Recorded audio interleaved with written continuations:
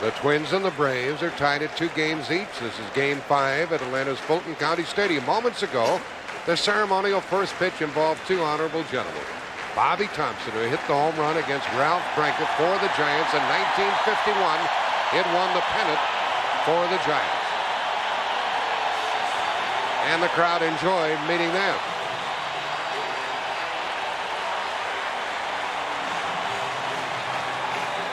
And you folks will enjoy hearing from our third member of our team, Tim Kaat.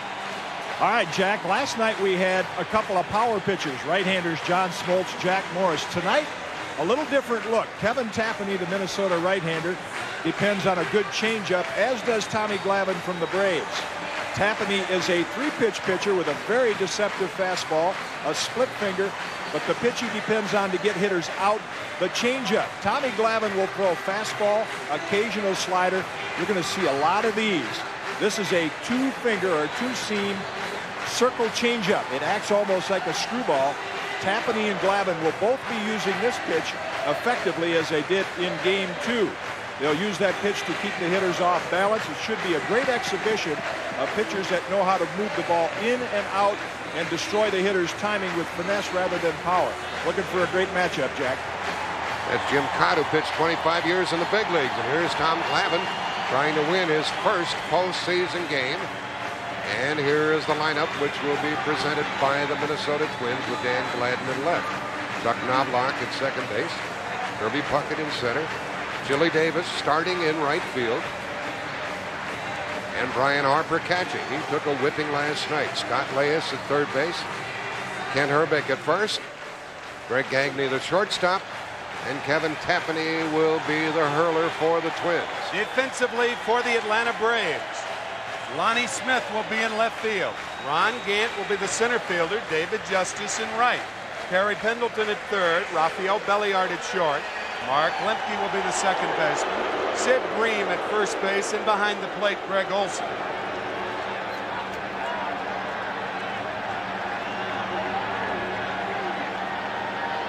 So that takes us to Dan Gladden leading it off. Left fielder for the Twins, and he is 3 out of 16 in the series.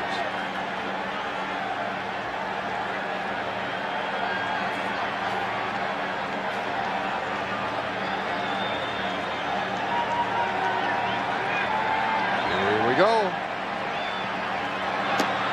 All one. Gladden, Knobloch, and Puckett in the first for the Twins. Will that little fella be involved again tonight? Mark Lemke at second base. Doesn't have that many hits, that many RBIs, but he's been in the middle of everything. Game-winning RBI 2 nights ago. He scored the winner last night. 1-1 to Gladden. Working his first World Series is Rick Reed of the American League behind the plate. With Ed Montague, Don Denkinger, Harry Wendelstedt, Drew Coble, and Terry Tate.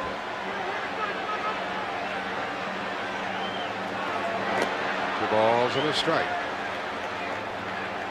3 days rest for each of these pitchers. And continuing with Jim Kaat's point, it's very interesting. I think Kitty made a good point. I do not think that either pitcher will be affected because of 3 days rest. Power pitchers are more affected by 3 days rest and only 3 days rest than pitchers that throw like Glavine and Tapani.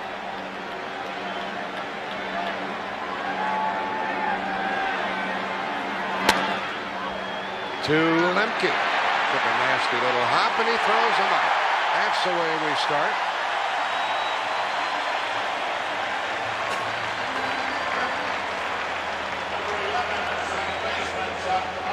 Once again, we've been very fortunate with the weather. Sometimes we get rain this time of the year down here in Georgia, but it's been perfect now. We go back under the dome Saturday night at Minneapolis. So no weather problems in the entire World Series or in the entire playoff for that matter. This is Knobloch, who has 5 hits. 5 out of 14.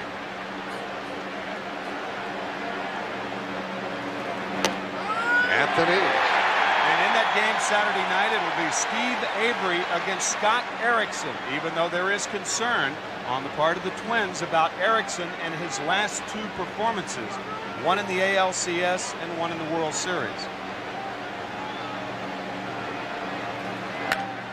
into right field, and there is justice, 2 out. In fact, the manager of the Twins, Tom Kelly, didn't really say that Scott Erickson will be the starter on Saturday night. He said it kind of depends how this one turns out. Putting much more emphasis on this game now that the Twins have lost 2 in a row than on any other game. Clearly, in talking to us before the ball game tonight. There are 2 out. And here's Kirby Puckett, 2 out of 16, as Matt O'Brien and Tom Lasorda pointed out in the pregame show. He has had 1 home run.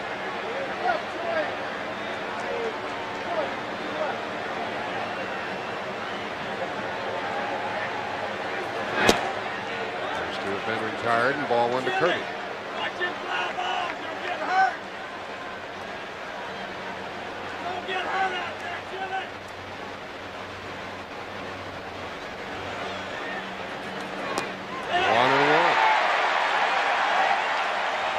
That was that changeup that Jim Kaat talked about, thrown in unusual fashion by Tommy Glavine.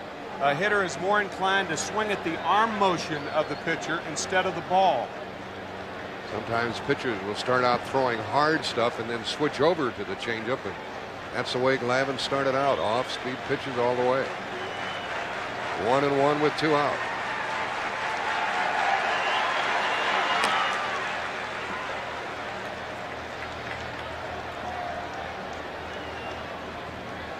That last pitch, the circle changeup. And there it is right there.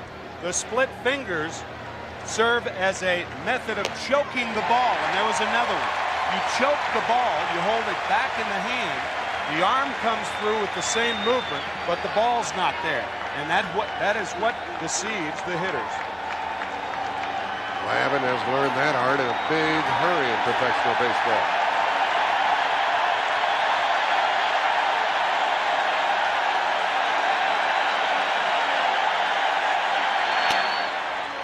To the shortstop, Belliard.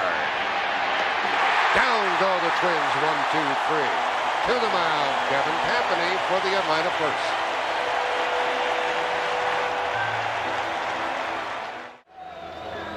No score after 1/2 inning. Tom Kelly, the skipper of the Twins. And across the way in the first base dugout, Bobby Cox. Kevin Tampany lost 1 game to Toronto in the American League Championship Series, but then he won Game 2 of this series. Here's the Atlanta lineup tonight, same as last night. Lonnie Smith in left, Terry Pendleton at third, Ron Gannon center, David Justice in right, Sid Green playing first, Greg Olson catching, Mark Lemke at second, Belliard at short, and you just saw Tommy Glavine. Defensively for the Minnesota Twins, you'll find Dan Gladden in left field, Kirby Puckett in center field, and the key defensive player in this game, Chili Davis, is the right fielder. He has not played right field this year. He has played only 3 innings in 2 games in left field, and he started only 6 times in right field last year. Scott Leyes at third base, Greg Gagne at shortstop, Chuck Knobloch is second baseman, Kent Herbeck will be at first, and Brian Harper behind the plate. First up for Atlanta is Lonnie Smith. He has had 3 hits in the series, 2 of them home runs. His homer in the 7th inning last night tied the game.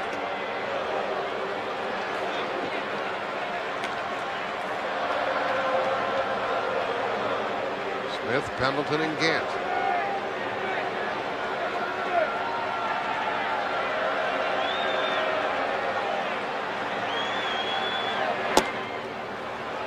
And let's hear from Jim Kaat at this point.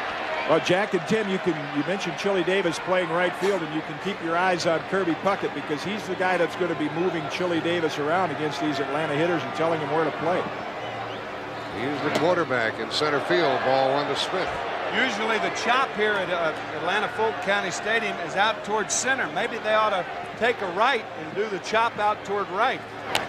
Hoping that more balls would be hit to right field tonight since Chili's out there. And having not played there all year. When we last saw him in the National League, he was playing a terrific center field for the San Francisco Giants. And then he went to the California Angels, where he made 19 errors to lead the majors 3 years ago. To the third baseman, Elias, and the out at first base.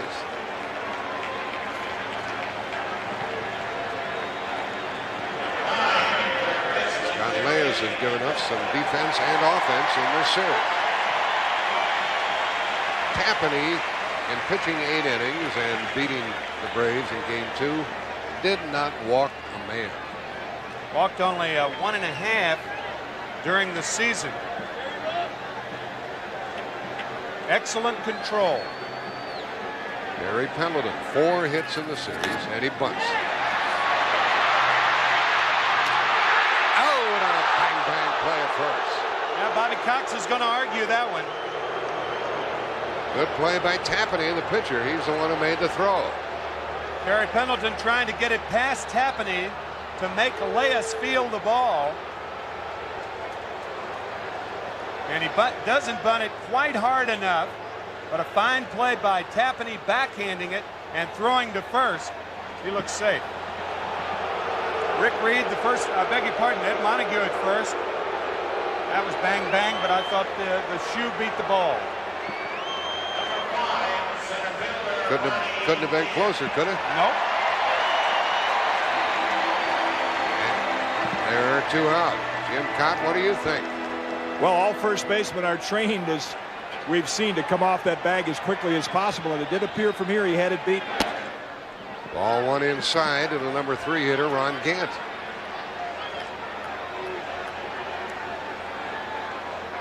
Gant 5 hits in the series, no home runs. And the count 1-1.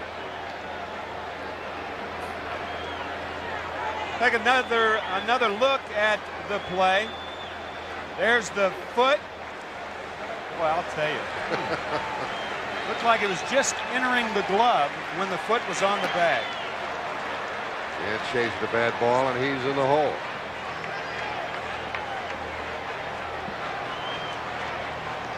Twins went down in order in the top half, and the first 2 Braves have been retired.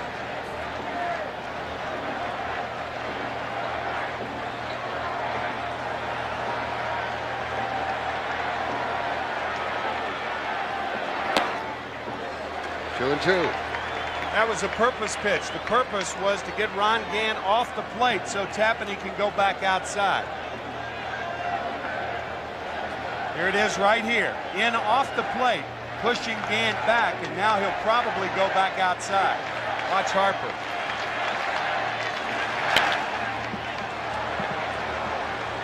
Count stays 2 and 2.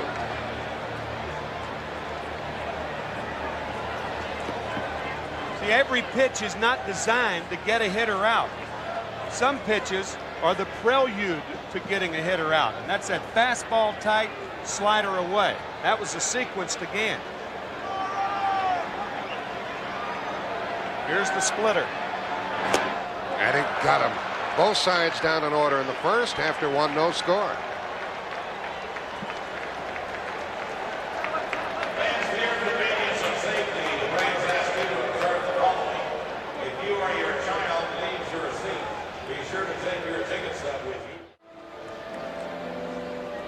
No score after 1, no base runners after 1.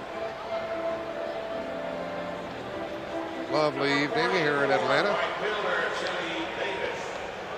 It'll be Davis, Harper, and Elias for the Twins. And so Minnesota gets Chili Davis into the starting lineup tonight. He's a switch hitter, as you probably know. And he is 2 out of 7 in the series. Both hits home runs. 1 here, 1 there. And Tommy Glavine tries to win his first postseason game.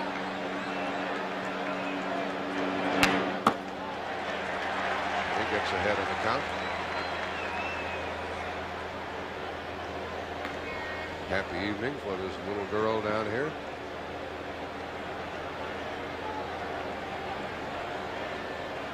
Only 3 games remaining in this entire 1991 campaign, and this is That's the most they can be, and this is the final game of the season in Atlanta.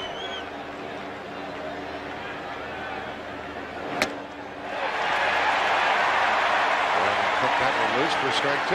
I think the controversy surrounding Chili Davis's start tonight, and it's controversial because he hasn't started this year, swinging through the high fastball. Can he drive in more than he can let in defensively? That's it in a nutshell. Time will tell here. Chili Bowl. 1-2. Timmy reminds me of a former teammate of mine, Jim Lemon, when they said he said there's only one way to play the outfield. Swing that bat. Best defense is a good offense, huh?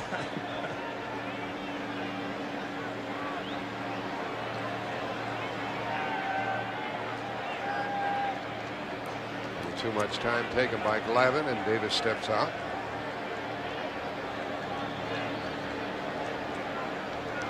Here's another former catcher at home plate. Signed as a catcher. Chili Davis signing with the San Francisco Giants. Charles Chili Davis. Pops it up foul, and Breen chases it. 1 out. The plate umpire last night under a great deal of pressure was Terry Tata.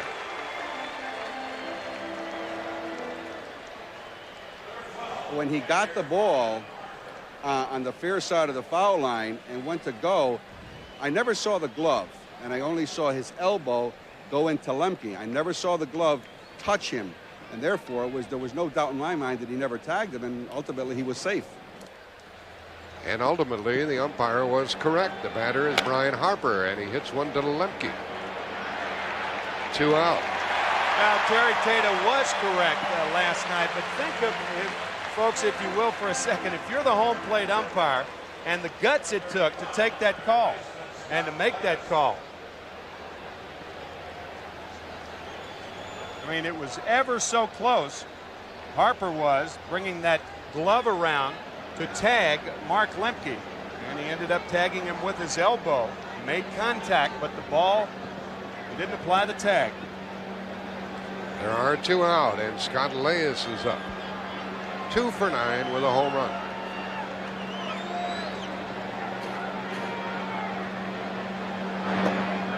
Ball 1 low from Glavine.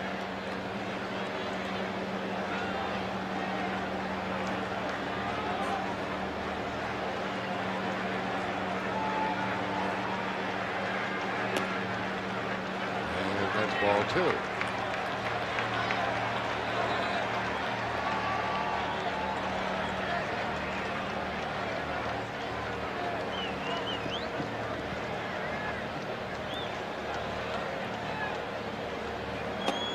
Balls and a strike. These Braves are going to fly to Minnesota tomorrow. They wanted to work out tomorrow evening in the Metrodome, but there's a college football game there. Michigan and Minnesota, and Bobby Cox was a little disturbed about that. You need all the practice you can get in that strange atmosphere up at the Hubert Humphrey Metrodome. Yeah, if it were a normal ballpark, you'd say, well, they played 170 plus games. Who needs to work? But going back to the Metrodome with that white ceiling, the white ball against the ceiling, you need all the work they can get. 3-1, and that one is going to be well in front of Ron Gant, and that's the first hit of the night. Leas gets his 3rd hit, a 2-out single in the 2nd. Scott Leas trying to become a star in the big leagues is a good friend of movie star Matt Dillon. They both grew up in Mamaroneck, New York, at Mamaroneck High School. Both attended Mamaroneck, and they still bum together. Scott Leas and Matt Dillon. These folks have a friendly rivalry going with Ken Herbeck. He's been struggling with the bat. 3 out of 16. One of the hits a home run.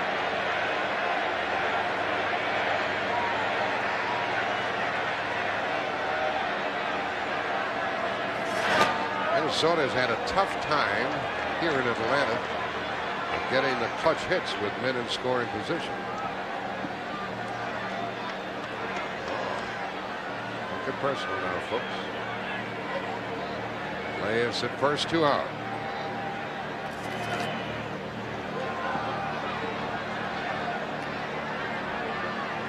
Tommy Glavine with 7 pickoffs on the year. The Atlanta Braves led the majors this year with 33 pickoffs. 33. One ball, one strike. Give you an idea of how many pickoffs those are. The St. Louis Cardinals picked off 3 runners this year. The Minnesota Twins, by comparison, picked off 11. Atlanta, 33. That puts it in good order for the folks. And they've got him picked off. Green's throw. Out at second base. 1-3-6. No score. An inning and a half.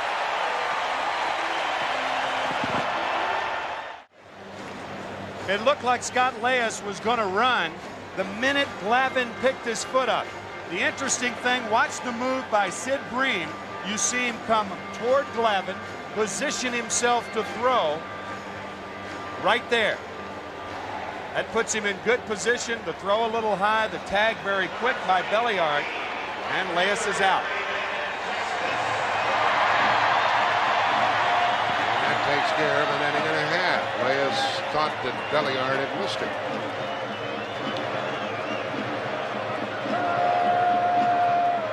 Justice has 4 hits, including a home run in this series. Hit 21 home runs during the regular season.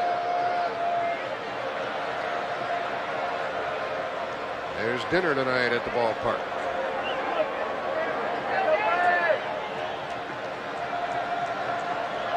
Justice, Bream, and Olsen in the Atlanta second. Strike 2. Happening can get that fastball past some hitters, especially when the hitters are looking for the off-speed pitches. And that hitter is zeroed in on the off-speed pitch. That fastball looks a lot faster than it really is. Tapani's not a hard thrower. And down goes Justice. 4 in a row by the Twins starter. His second strikeout. Oh, that sequence was set up by the straight change and what Tapani did to Justice at the Metrodome. 0-2 pitch. If you miss inside. And he didn't miss. No doubt about that strike. Now it's Sid Bream. He's struggling. 2 out of 14.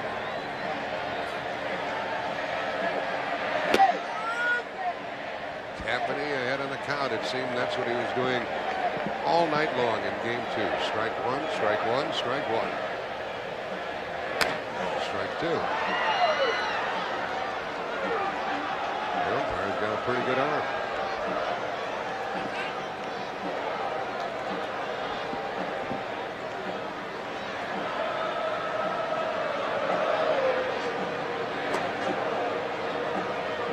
And the folks start the serenade.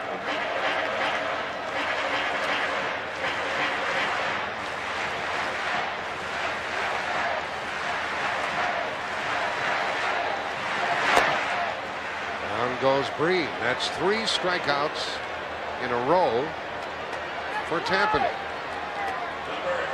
He's taking care of the first 5.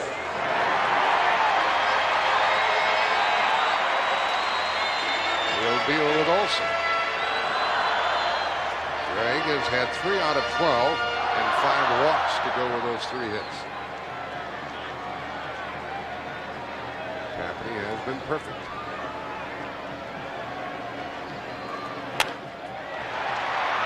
Puckett coming to it, and it drops for the first Atlanta hit. You notice even on that play, Kirby Puckett stepping in front of Willie Davis, or Chili Davis, I beg your pardon. Watch Kirby Puckett. Now this is a little Texas leaguer. Chili Davis over, but watch Puckett cross in front of Davis to try to protect Chili Davis. See, Davis went down after it. Puckett cut in front of him. And he's going to try to do that all night.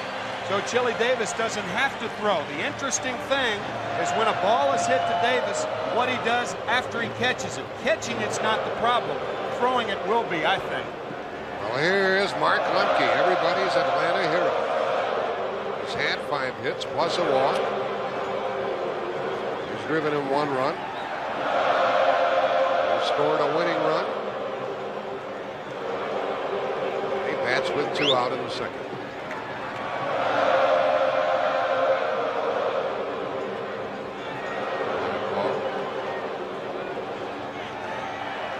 Speaking of Chili Davis, I call him Willie Davis. Number 3 with the Dodgers for so many years. Now, I guess I was looking at Tommy Lasorda when I said it. Tommy's up here, manager of the Dodgers. And it was Tommy who told us last night that if he were the manager, he didn't care how many innings Chili Davis had played this year. He'd start him tonight, and sure enough, Tom Kelly starts him. The managers think alike. Now, Kelly said we played 2 pretty good games and we lost. Well, don't want to lose again. 1-1 to Lemke.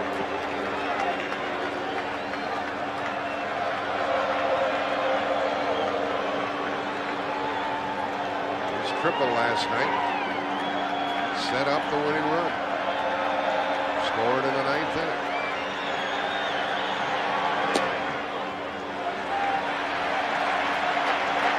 Triple with 1 out.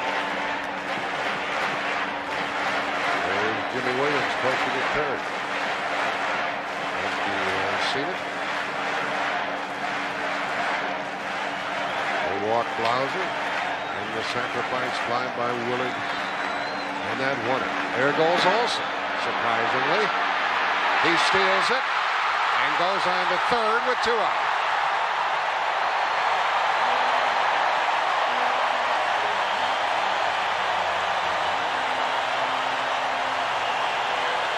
I think Bobby Cox and his team have learned something about the throwing of Brian Harper. They're opening it up more. Greg Olson had 1 stolen base in the league championship series. This ball hits Olson, caroms into shallow left, and he's on at 3rd base. Here's a guy who stole 1 base during the season, and he has 2 in postseason play. Now goes to ball 4 to Lemke, and he joins Olson on base. So you have 2 defensive vulnerable areas tonight. Harper behind the plate and throwing to 2nd or to 3rd, and Chili Davis in right field when he catches the ball throwing to one of the bases. 2 out single by Olson, stolen base, an error, then a walk. Error charged to the catcher Harper on the throw. And that sign he was given to Tapani was, what do you do if Mark Lemke runs? Another of the Atlanta little people at the plate. Kelly Arnold. Hits it to short. Force out, and we have a scoreless 2 innings. 2 left for the Braves. And an error. Kent Hrbek leads it off. There's a strike from Tommy Glavine. Hrbek was at the plate when Leas was picked off to end the second. 3 fights, he could make $30 million. Used to be a concessionaire here, huh? 30 million ain't peanuts, I'll tell you. 3 lifetimes I couldn't make. Who could? It'll be Hrbek, and then Gagne and Tapani in the 3rd.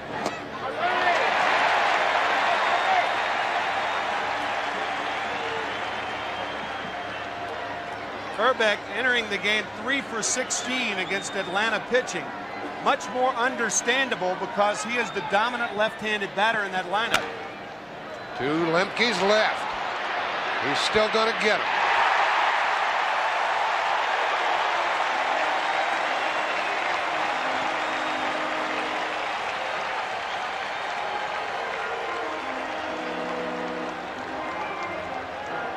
Hrbek hits the ball rather hard.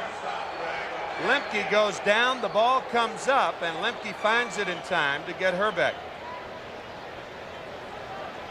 That starts the Twins' 3rd inning.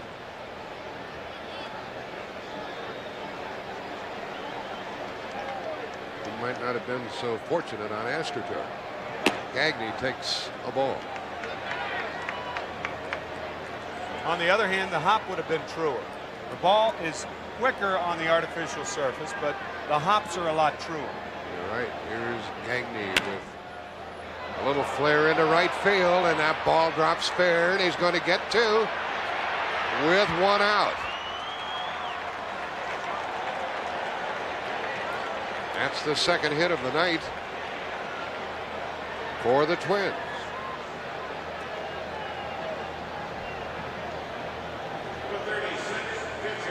And all of the hits have been similar. None have been hit hard. The single by Lesley, the double by Gagne, and the single by Olson of the Braves. All flares. Pull the cord. Well, here's Tapani. He used to swing the bat a little bit when he wore the Met uniform. 0 for 2 in the major leagues. A little bit. Very little bit. You never know, though. Lemke for the second out. Runner to third.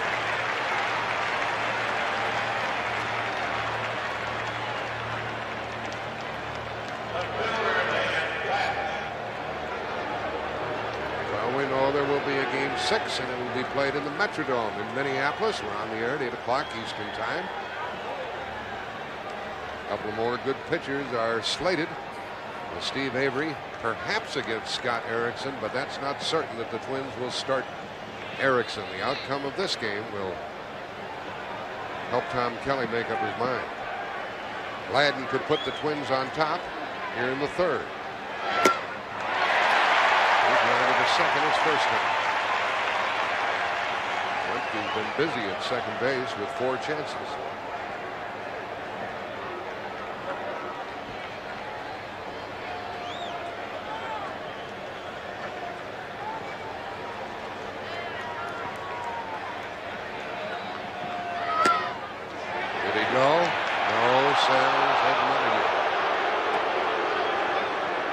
Body looked like he went, but I think he held his bat back.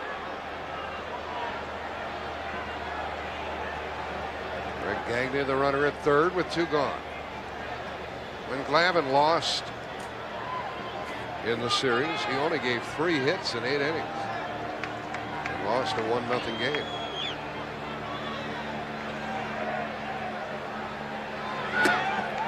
Did he go? Yes. 1 and 2. He did the same thing on that swing. The body comes through, but this time he takes the bat with him. That's too far right there. Gladden's been a good hitter in his postseason career, hitting over 400 with men on base. Count stays 1 and 2 with 2 out here in the third.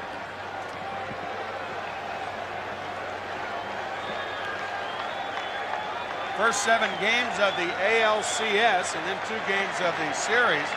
Look at the runners in scoring position, 317 and 1 for 18 in the last 2 games. That ball is fair and out at first. We're still scoreless, and we'll return to Atlanta's Fulton County Stadium after this message and a word from your local station.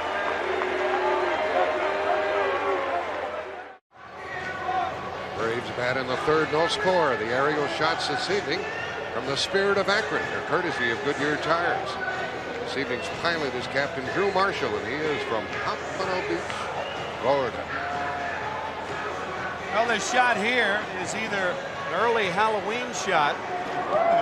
Halloween's next Thursday. Oh, the sweep. Oh, that's what the Browns are there for. Yeah.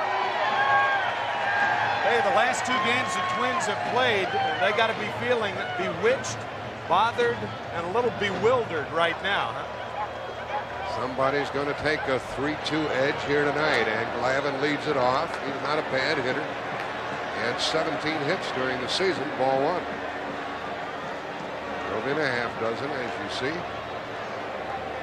Glavine, Smith, and Pendleton in the third. 1-1.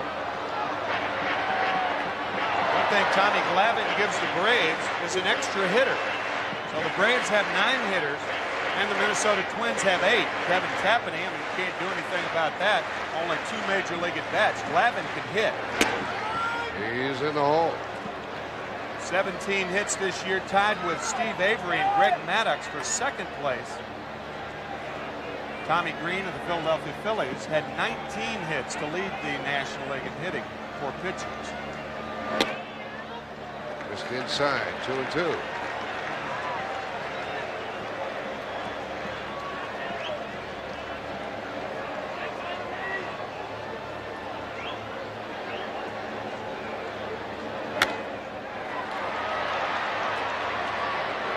almost stopped before it got to the shortstop. That's the first out in the third.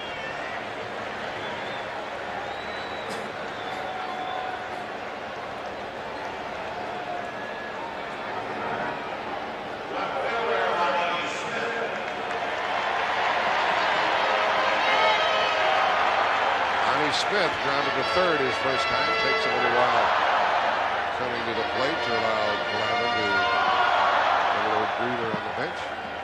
Momentum has changed to, I think, Atlanta now. The Twins with a 2-game edge coming in, and Atlanta with 2 remarkable games, Tuesday and Wednesday. It's back in their favor. Another one for Gagne. He's flawless. 2 out. I guess one thing adding to that, as history shows us, the Washington Senators and the Minnesota Twins, remember the Twins came to Minnesota, Minneapolis, 1961 from Washington. They have lost 13 consecutive road games in the World Series dating back to 1924. Actually 1925 when Walter Johnson beat the Pittsburgh Pirates 4-1, and that is an all-time World Series record. 13 consecutive road games. Lost all 3 in St. Louis in '87. Pendleton with 2 out, foul ball. Yeah, that was the only World Series ever where the home team won every game. Minnesota 2, and then the Cardinals won 3, and then the Twins became the world champions by winning games 6 and 7. Pendleton tried to bunt his way on the first time, and Kaat threw him out. Gladden is there waiting for this one. And we have a scoreless 3 innings down here in Atlanta.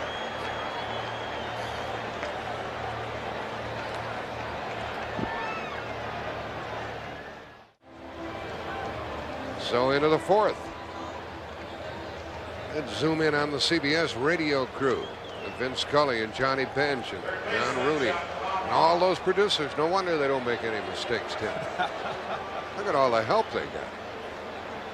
Greg Murphy and Bob Kipperman, John Rudy. Looks like a team picture right there. What a payroll. Knobloch leads it off in the 4th against Glavine. Ball 1 and 1 are underway. Chuck flied out to right his first time. And he has 5 out of 15. Up the middle and on through for a leadoff single here in the 4th inning.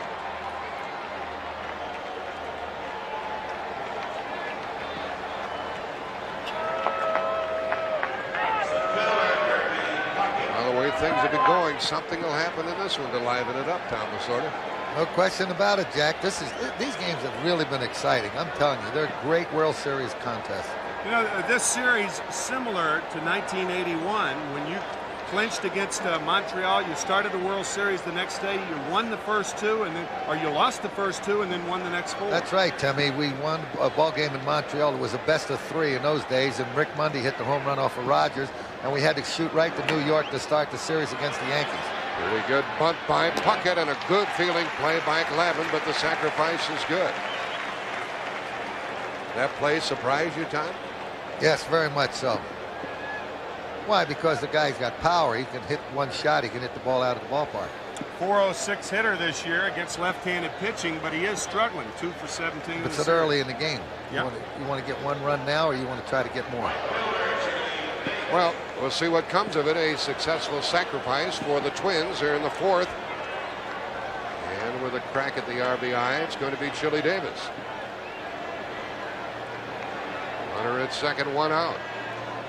Comparing that 1981 season, Tommy, I mean, you would think, I mean, you played on a Monday afternoon. Monday got the home run on Monday, and the next night you're in the series. Your team had to be dog-tired, similar to the Braves, clinching in only 1 day's rest going into the World Series. That's right, and going into Yankee Stadium playing the Yankees wasn't easy either. We lost the first 2, and of course, we go back home just as the Braves, and we won 3 there, and then went into New York and won the 4th straight in New York, which was a tremendous victory for us because, Timmy, in my first 2 years as the manager of the Dodgers, we were in the Fall Classic against the Yankees both times.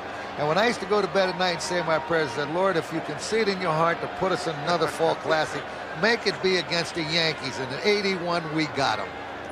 Kickoff play doesn't pay off for the Braves. You pray a lot, don't you? Yes, sir, I do.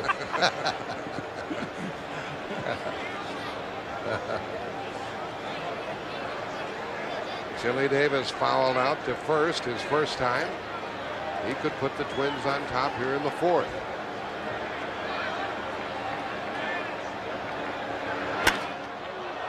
Into center field for Gant. The runner tags at second. 2 out, and Knobloch moves along to third, and a fine throw by Gant made it closer than it looked like it was going to be. You know, it looked like Pendleton had his left foot in front of the bag, and a lot of times when infielders do that, they try to spin the runner off, and if a runner hook slides into the bag, you can be spun off the bag. Watch the left foot of Terry Pendleton. See how he tries to spin him off the bag, and Knobloch, it looks like his left foot's off, but his right foot hangs on there. That's a trick they learned in the Cardinal organization, Timmy. You can do it easily with shin guards on. That's right. It's up to Brian Harper with 2 out and ball 1. It is a catcher's trick. Watch Pendleton right there. He leaves that left foot in there, and he tries to spin Knobloch off the bag, but the power of Knobloch and those strong legs of his, he goes right through that left foot. Right to Harper, 1-1. Some of these Braves personnel tell us that they fear Brian Harper in the Twins lineup as much as anybody because he's such a good contact hitter, and he batted .311 this year. 2 balls and a strike. No score. We're in the fourth. Runner at third, 2 out.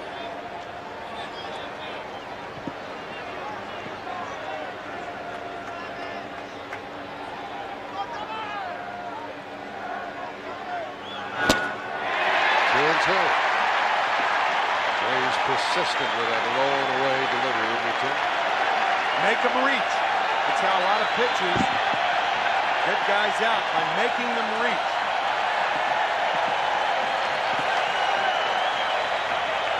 Leadoff single by Knobloch. He was bunted down to second. He's at third with 2 out. Out of play. And it stays 2-2.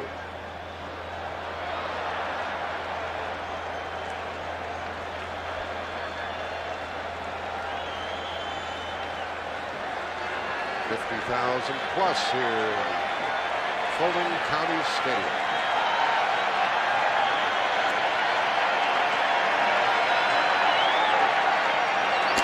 Three and 2.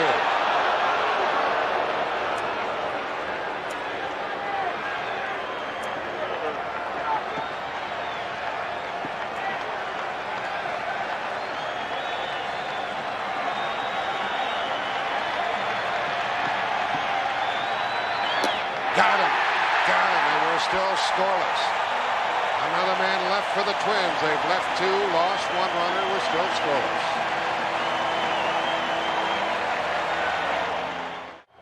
No score, bottom of the fourth. I think that last at-bat probably told more about this World Series than any at-bat so far. The Minnesota Twins make more contact than any team in baseball. But Tommy Glavine, with that great circle change, another look at it, strikes out Brian Harper, one of the more difficult hitters in baseball to strike out.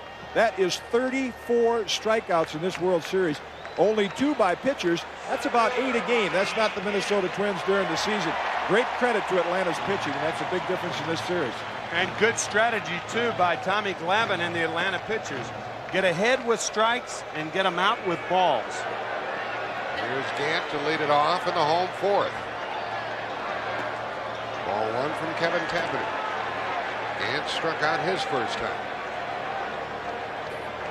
He's a package of dynamite who can explode at any time. Ball 2.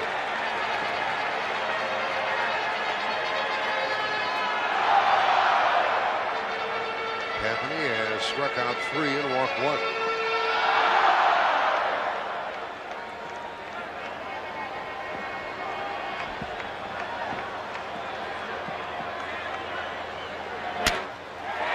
Base hit.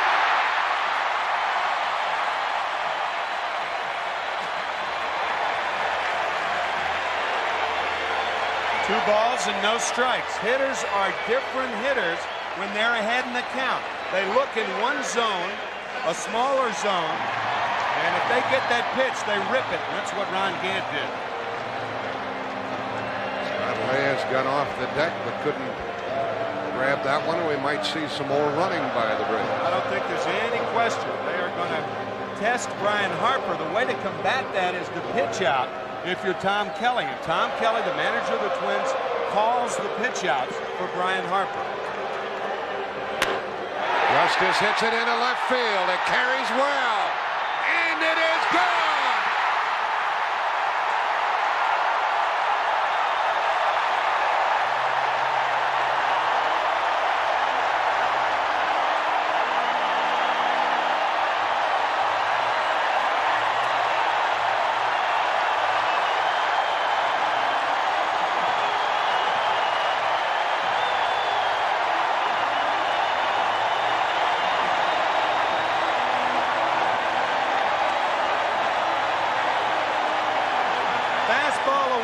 Dave Justice, and Justice, when he hits it, knew he hit it well, and probably saying to himself, "Top this." The ball hit the top of the fence, bounces over, and the breaks continue to go Atlanta's way. Dave Justice with a big, big home run. This is a dangerous ballpark, as you just saw.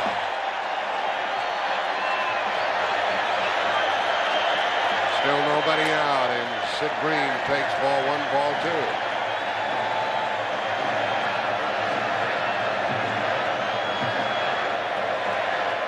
Tapani gave up 23 home runs during the year. That's ball three. That's one of the bad things, Jack, about a guy who doesn't walk a lot of hitters. Sometimes they become wild in the strike zone. That a fat fastball to Justice. Did he ever capitalize on it? That's ball four. The second walk given by the Minnesota pitcher. 3 in a row have reached base for Atlanta.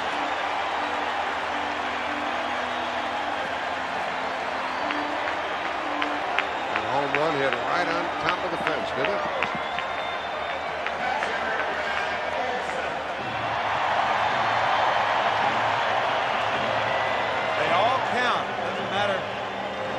You hit it 500 feet or 331 feet over 337.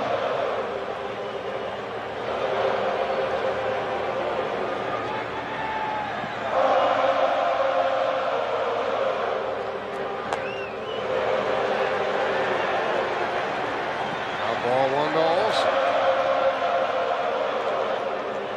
Justice, who hit that home run, hit only 2 opposite field home runs during the regular season. He picked the right time to stroke that one. Olsen hits it hard, foul, 1-1.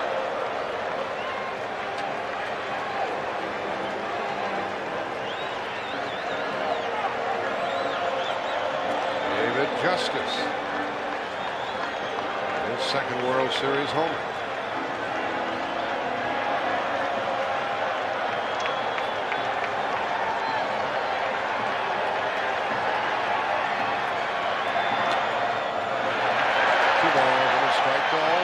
Singled his first time.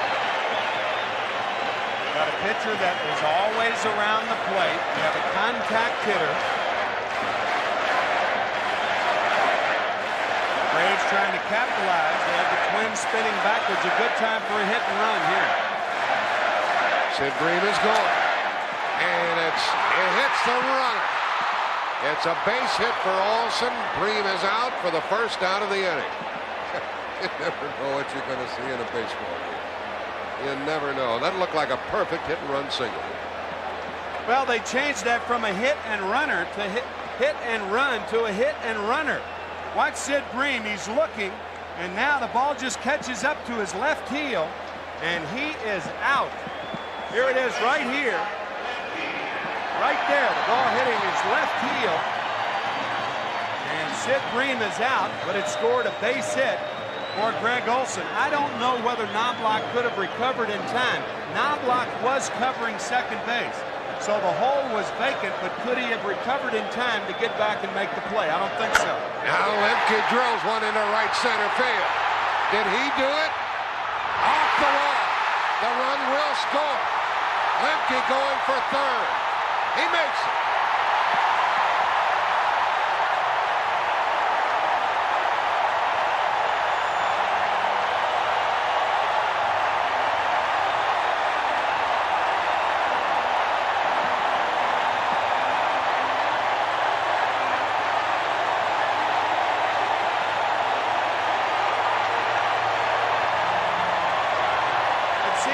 There are about 3 Mark Lemkes in the lineup. They come from everywhere. The winning run last night, driving in the winning run 2 nights ago. We talked about Chili Davis earlier. That's a very tough play, however, to judge Chili Davis on. I think even experienced right fielders, guys who had played right field all season, would have had a tough play trying to catch up to that ball. I concur. Now, the pitching coach goes to the mound. Who is this little man? What a perfect time he picked to get hot.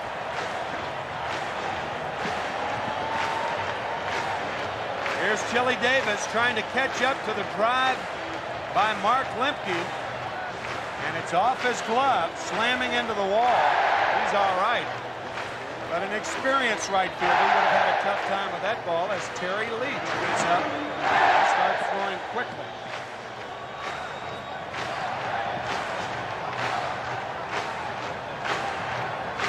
We talked about the front shoulder of Dave Justice and that front foot.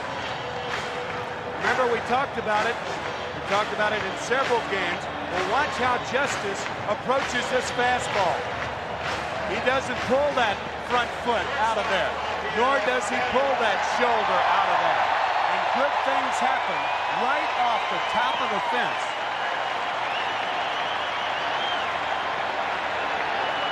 Now we have a potential. Here's a base hit in the left by Belliard. And that drives home Lemke. A double for Raphael, and it's 4-0 in Atlanta.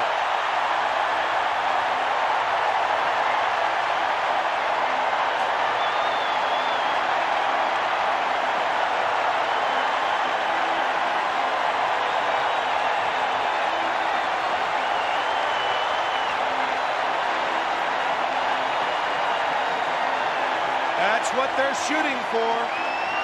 Belliard with his first extra base hit of the series. And the Atlanta Braves have hit for the cycle in this inning. Single, double, triple, home run. Oh, a ball to Knobloch. The runner goes to third. Glavin is out for the second out.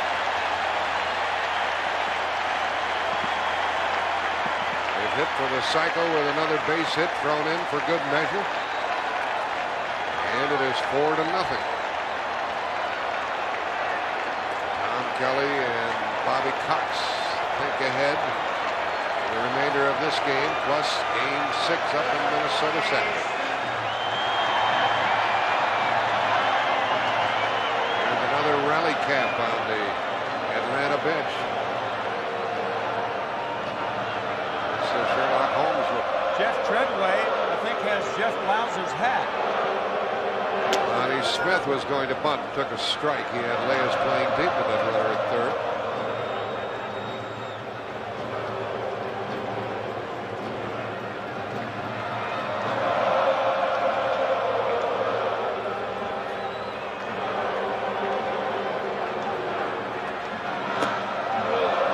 Single by Gant, home run by Justice, walk to Bream, single by Olson, double, triple by Lemke, a double by Belliard. And Glavin grounded out.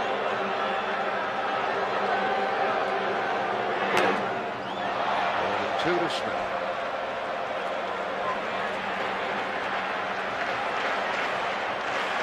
Tappany is due to bat 4th for the Minnesota 5th.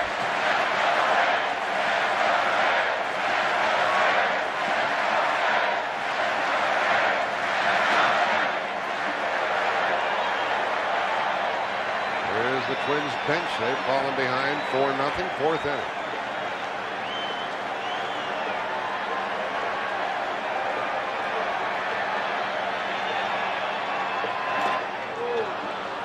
And that ends 4 innings of play.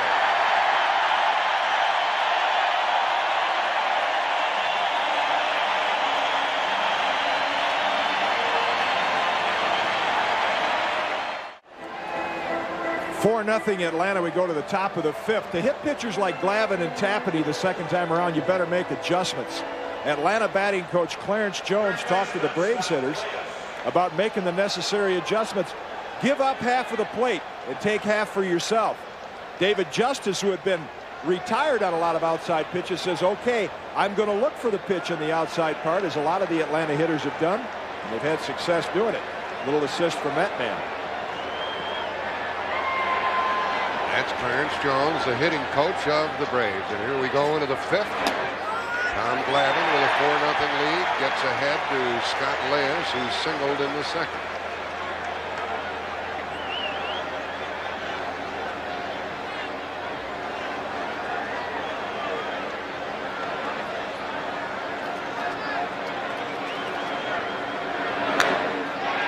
It will be Leas, Herbert, and Gagne, and if anybody gets on, Tapani, and probably a pinch hitter.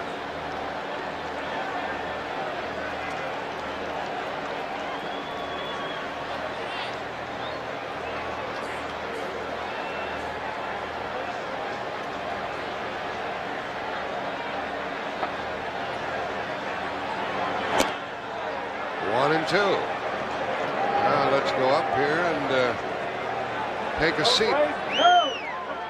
Out in the corner, we're at Atlanta's Fulton County Stadium, Game 5, and the Braves are doing it to the Twins, leading 4-0 in the fifth, and strike 3 to Leas. Second strikeout for Glavine. He is a tough hurler when you give him a 4-run lead.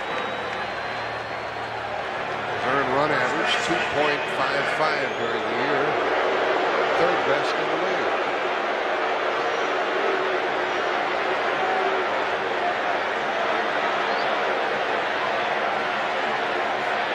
Back. Lemke. 2-0.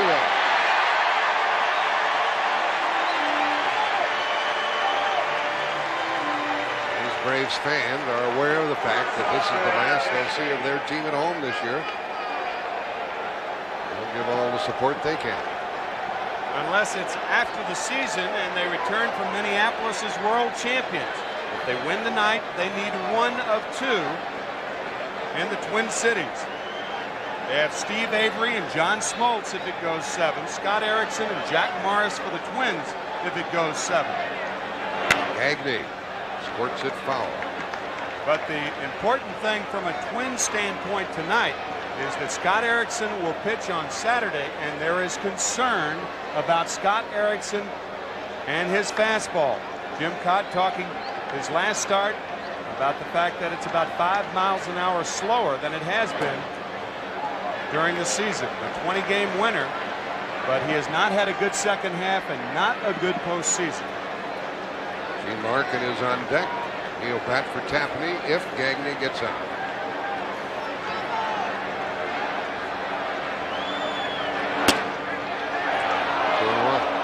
Gagne doubled his first time.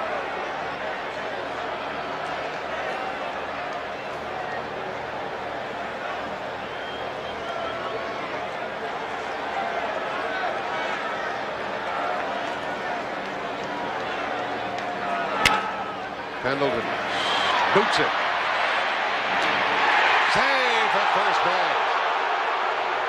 Another bang-bang play down there, and an error for Pendleton with 2 out. Whenever a third baseman plays shallow enough, then he could incur some problems with the cutout section of the infield. That ball coming up on Pendleton, I don't know whether the hop hit that cutout or not, but that's one of the problems you have when you play that shallow. The play very close at first base. Bang, bang.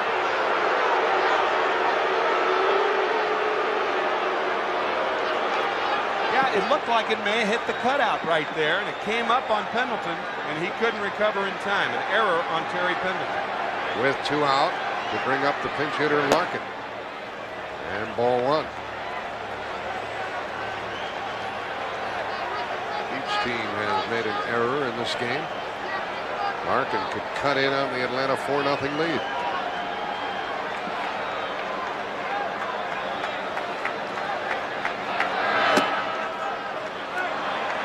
Ball 2.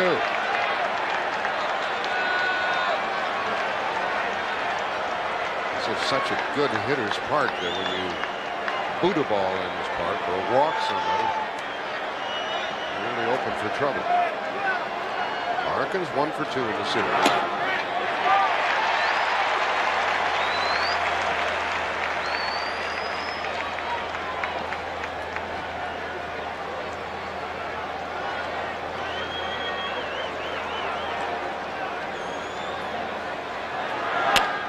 Pendleton gets another chance and gets a force out to send us into the bottom of the 5th. Braves on top 4-0.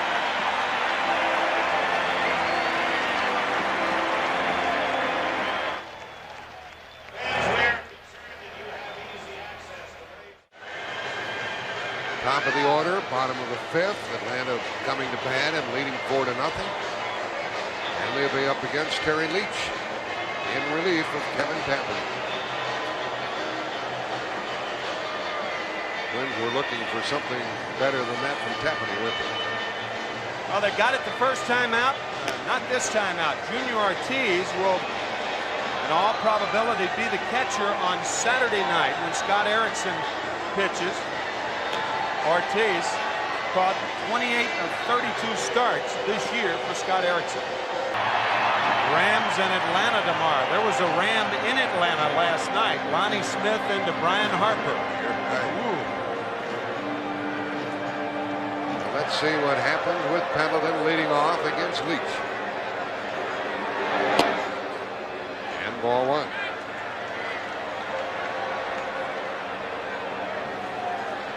It'll be Pendleton, Gann, and Justice.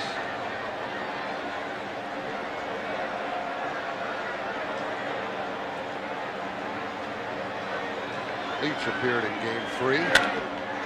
Off his leg, and he won't get it.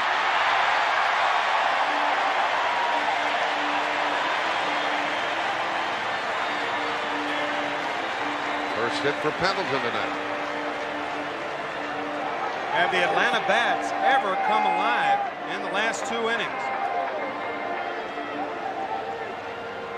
It looked like the right leg, that ball bouncing off the right leg of Terry Leach.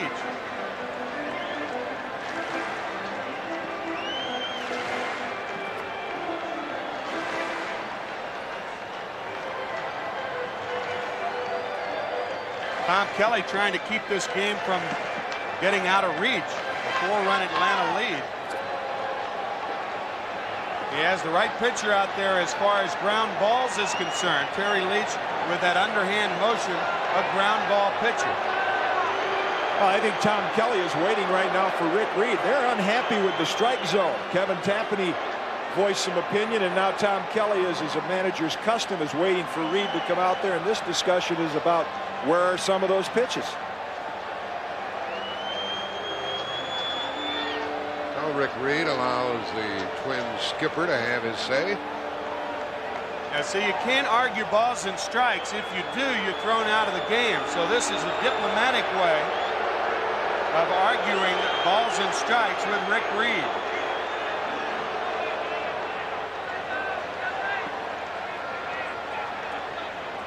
Harry Wendelstedt has something to say to the manager. I can imagine he'll give you an earful, huh? He's been terrific with us when we visit with him before each game.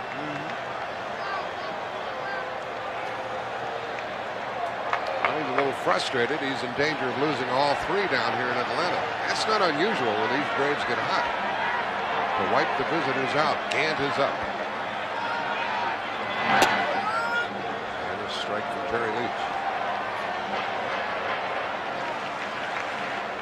And Kaat started the 4th inning uprising with a single.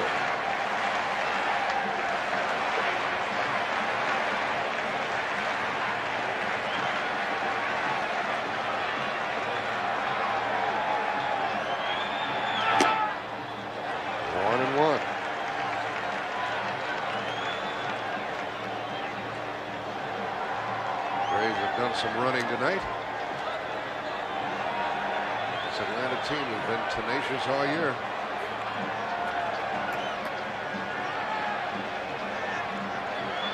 Pendleton's going. And a hit for Kaat. Pendleton goes to third. The throw into second stops Kaat at first.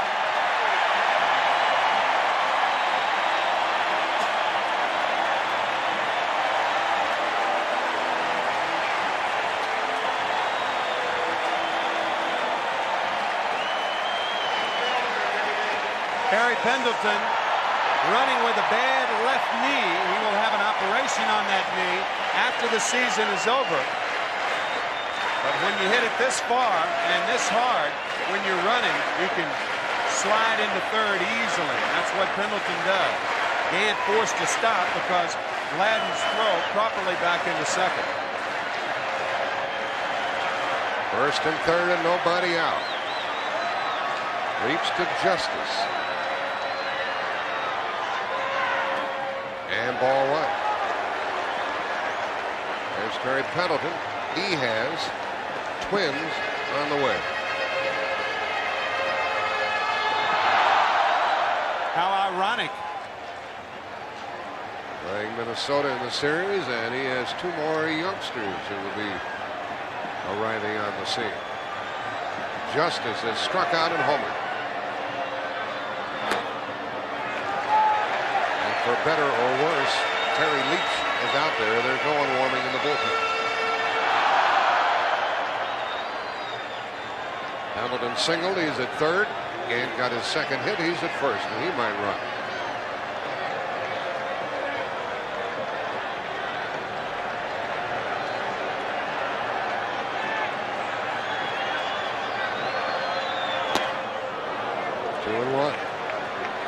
This year, the New York Mets came to Atlanta, lost all 6. Cardinals came down here and lost all 6. These Braves can be tough at home.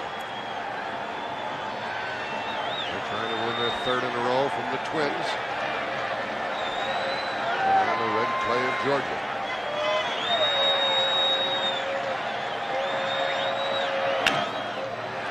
Great play by Herbeck. He goes for 2, but he only gets 1 and a run score. That's a great play to come up with it, but he went to the wrong base. He's got to come home with that ball. You're not going to double up Justice on a play like that. The only play is to come home to prevent the run from scoring. And they have Pendleton dead at home. So he gets an out, but he gets the wrong out at second base. The plays in front of him, you do not see Ken Herbeck make a mistake like that too often, but he clearly made one there. Ron Gant going in hard to Greg Gagne. That's a situation you don't even want to trade a double play for a run because it's a 4-0 lead and makes it 5. That's what it is, 5-0, and Justice, another RBI, his 3rd of the night. He's at first with 1 out, and Bream is up.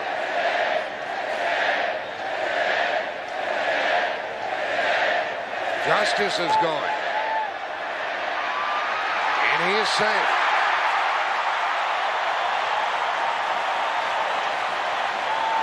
Let's go back to the mistake by Ken Herbeck. Runners at first and third, nobody out. You can't afford another run, even with a double play.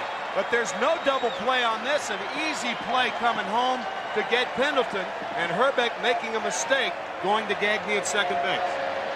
There you go. Makes it 5-0. And now Justice at second with 1 out. 1-1 to Bream. That ball's foul. Just.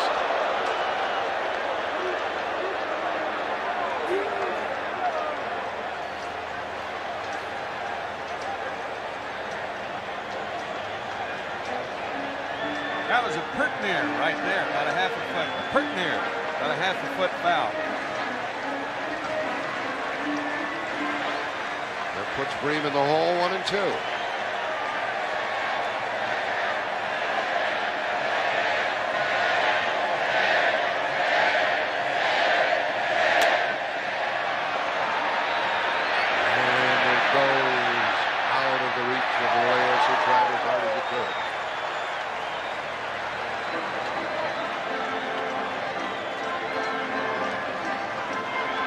One thing you want to do, if you go into a dugout, you want to have your own teammates in there.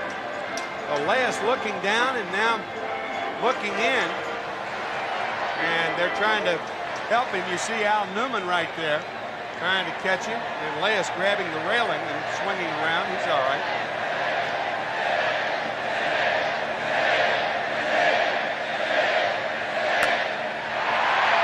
In the air for Puckett. The runner tags at second. Stays 2 out.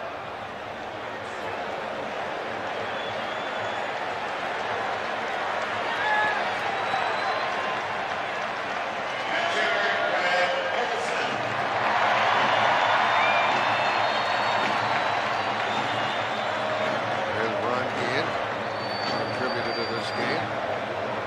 And Terry Pendleton got a hit and scored a run in this inning. Justice perched at second, 2 out. Greg Olson is up. He has 2 hits and a stolen base and a run scored.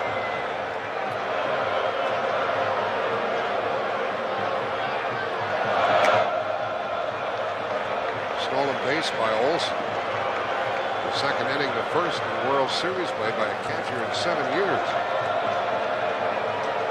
He had only 1 during the regular season.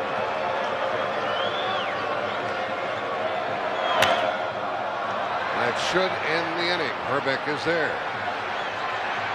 And Atlanta gets another run. They leave 1. They've left 4.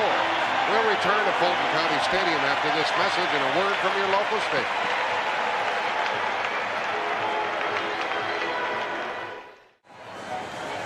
Goodyear Blimp Spirit of Akron continues the 25-year tradition of World Series appearances. And following tonight's game, the Spirit departs for the home base, Pompano, Florida. Pompano Beach, Florida. We thank them for the pictures. Pretty pictures here in Atlanta. Now the score is 5-0 Braves. 6th inning. And the top of the Twins order, Dan Gladden 0 for 2 against Tom Glavine. Glavine trying to win his first postseason game ever.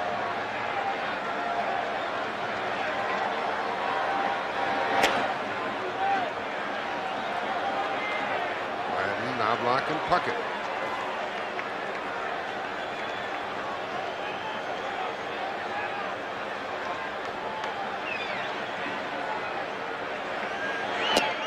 One and one. These Twins are just as capable as the Braves are of putting hits together.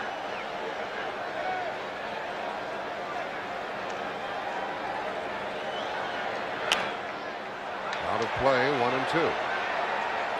Twins will try to peck away, get a few men on for the big thumpers to come up there. A guy like Chili Davis or Kirby Puckett, Ken Herbeck. Score can change in a hurry in this park.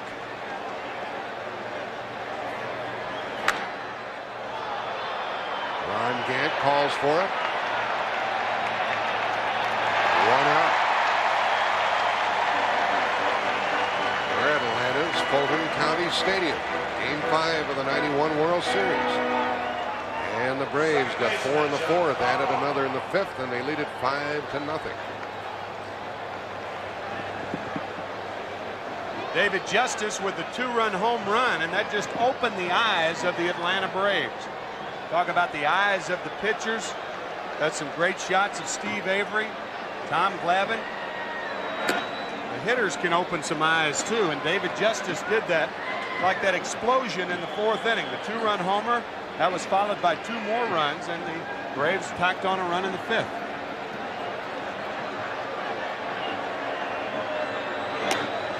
Ball 2 to Chuck Knobloch. Hitting next in this inning, Kirby Puckett.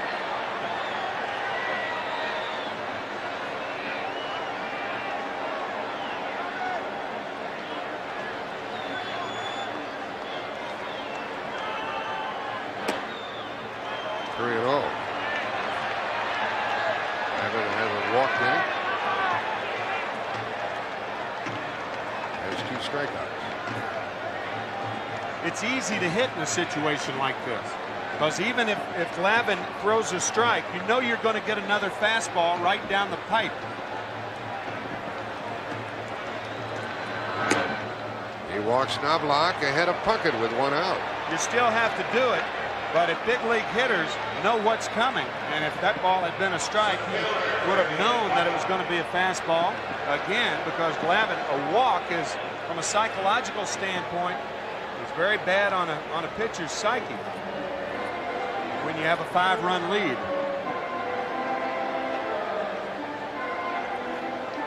Scoreless ball game in the 4th inning when David Justice walked to the plate with Ron Gant on base, and here's what happened.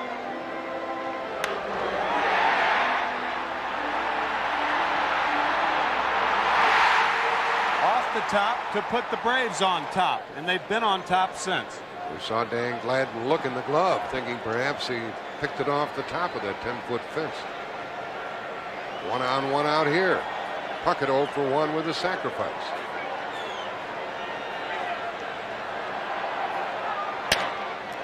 Into right for a hit for Kirby. And the lead runner on to third base and down to second. Everybody's safe. So the Twins do some daring base running, even though they're behind by 5, and they pull it off. But a very poor play by David Justice. You have a 5-run lead, you throw the ball to second base. If it's right for Knobloch, and Knobloch's a good base runner, if he thinks it's right to go to third when they're 5 runs down, the outfielder should think the opposite. That if he thinks he can make it, I'm not going to get him, so I'll go to second base. And instead of 1 runner being in scoring position, now the Twins have 2 in scoring position. And one of their big hitters up. Justice misses the cutoff man, coupled with the fact that the double play isn't in order either. So the Braves throwing the ball around. The infield is back with 1 out. Runners at second and third, and Chili Davis up 0 for 2.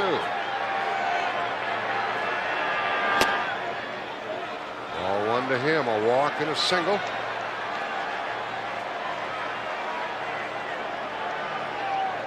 Puts Knobloch at third and Puckett at second, 1 out.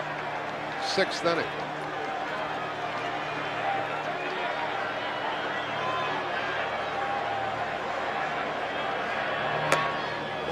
To Chili. See what that walk did? It really got Glavine in trouble. 4 straight balls to Knobloch. That was the first walk of the game, given up by Tommy Glavine, and now Pendleton and Olson out there to talk to him. Let's hear from Jim Kaat at this point of the proceedings. Jimmy, you make a good point. When big league hitters know what's coming because you got a big lead, and from a pitcher's standpoint, what happens, you quit pitching and you start throwing with the comfortable lead, and I think that's what Glavine's doing right now. You have to continue to pitch like it's a close game. It's tough to do psychologically because you realize you have a cushion. 2-0 to Chili. And that ball's going to be out of play. We saw Clancy, the right-hander, and Merker, the left-hander, spring into action down in the right field corner. Davis knows he's up in a key spot. There's Clancy. Now Merker throwing.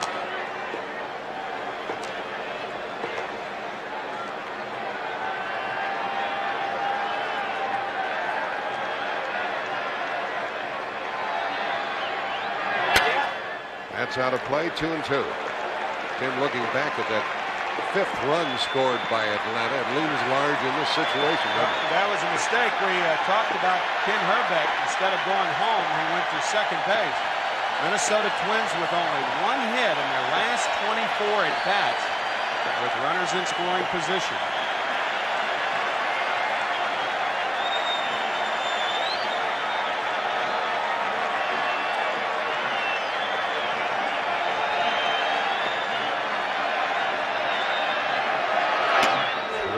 To Davis.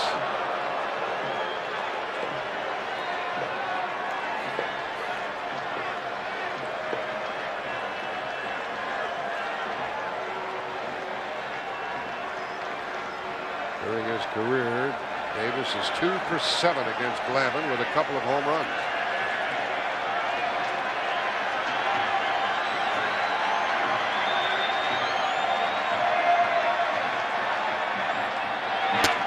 That loads him up with 1 out. Second walk by the Atlanta hurler. Twins have loaded the bases for Ryan Harper with only 1 out.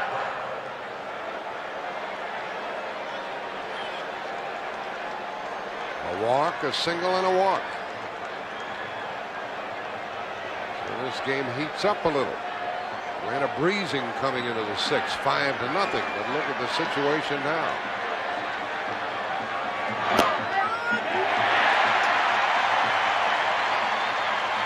Harper grounded to second and struck out.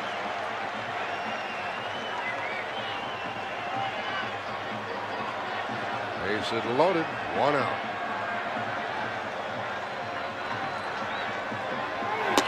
One and one.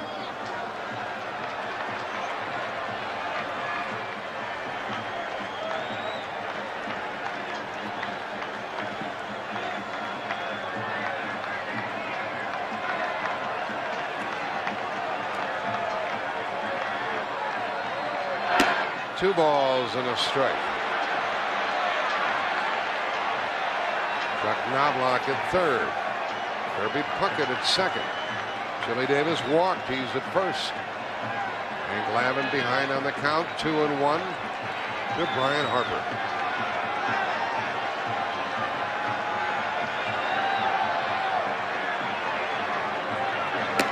Three and one. Glavine pitching defensively in an offensive situation. He's got a 5-run lead and he's forgotten it. Toughest time to throw a strike is when you have to. Boy, does he have to. There's a big difference, Kitty, between I will and I have to. Yep.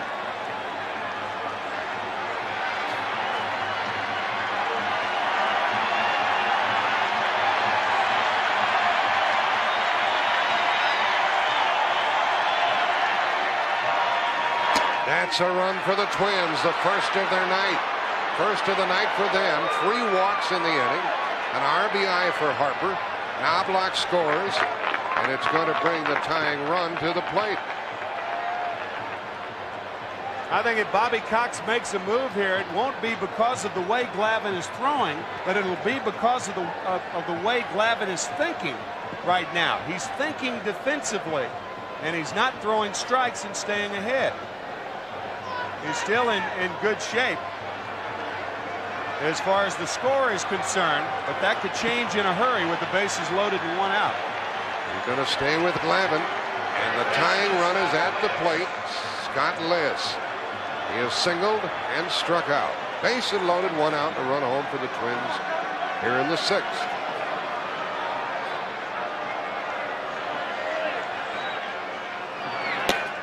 And he still can't find the strike zone. That's why a lot of pitching coaches, when you have a lead like this, as you leave the bench, they'll say, hey, 1-0 game now. Keep using all your pitches. Pitch. Glavine, for 9 innings, allowed 2.5 walks per game during the season. 3 walks in this inning. And ball 2. And he's down to 1 pitch right now, the fastball, and he can't get it over. He has been up and away to the right-handed batters. Wild up and away.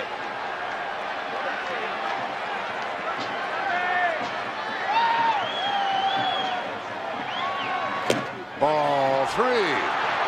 About the only thing that'll get a pitcher out of a rut like this and back into a groove is think double play. Not think about I have to throw a strike, but I want to throw a ground ball. Change a negative thought into a positive thought. Reyes will take a pitch. Might take twice. Ball 4 makes it 5-2. The 4th walk by Glavine. A run batted in for Reyes.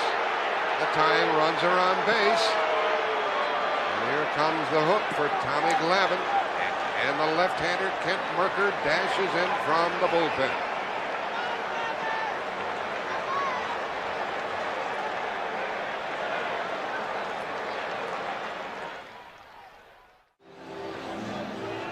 Tom Glavine hadn't walked a man coming into the 6th inning, and now he's walked 4.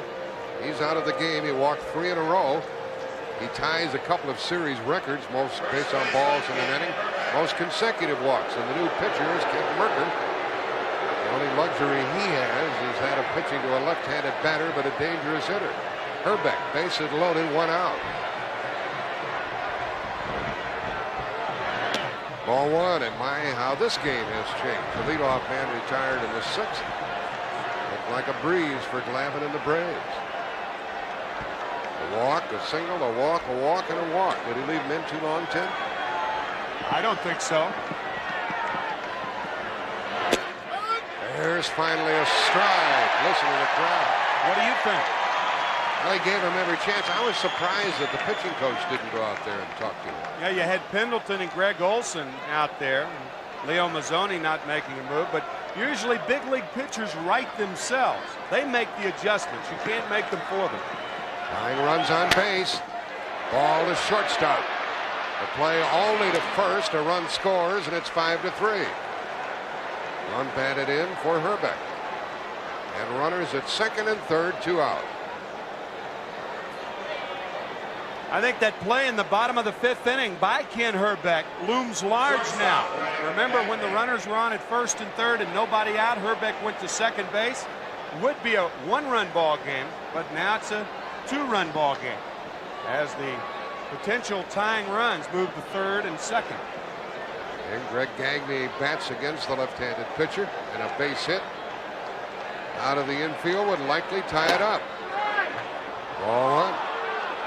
Crowd behind home plate groaned on that one. It's 5-3. We're only in the 6th.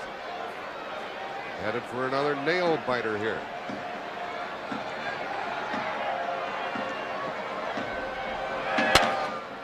Scooped by Lemke. And the Braves still lead by 2. That was a heck of a chance. Hard hit ball by Gagne. 2 left for the Twins. They've left 5, but they have made it a 5-3 game.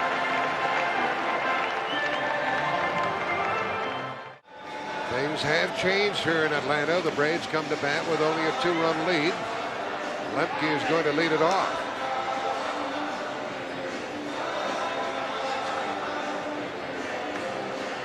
Lemke has had triples in his last 2 games. His last 2 official at-bats. And the last player with triples in consecutive games was Dr. Bobby Brown, the president of the American League. That was before he was a doctor, right? Right. Tim, you know the last National League player before Lemke to have triples consecutive games as Mark takes a strike? Is that a trick question? I don't know. Oh, Who yes, is it? you know. I do not. You know. It was you. Oh, come on. And 68. I didn't know that. I did not know that. I would have known. If it's been me, I'd have known. So Tim McCarver did it in 68 against the Tigers. Yeah, that's a gotcha. It's Leach pitching to Lemke. He's in the hole 1-2. I don't know what kind of company that puts Lemke in. Puts you in the boat with Lemke and Dr. Bobby Brown. And this gentleman, Mark Lemke, the Atlanta second baseman, made a heck of a play on that last out in the top of the inning. Leach allowed a run in the 5th in relief of Tappan. 2-2.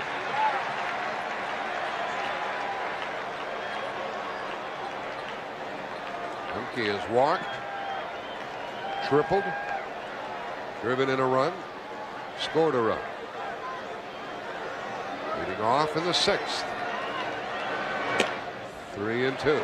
Had a good shot of that submarine motion of Terry Leach.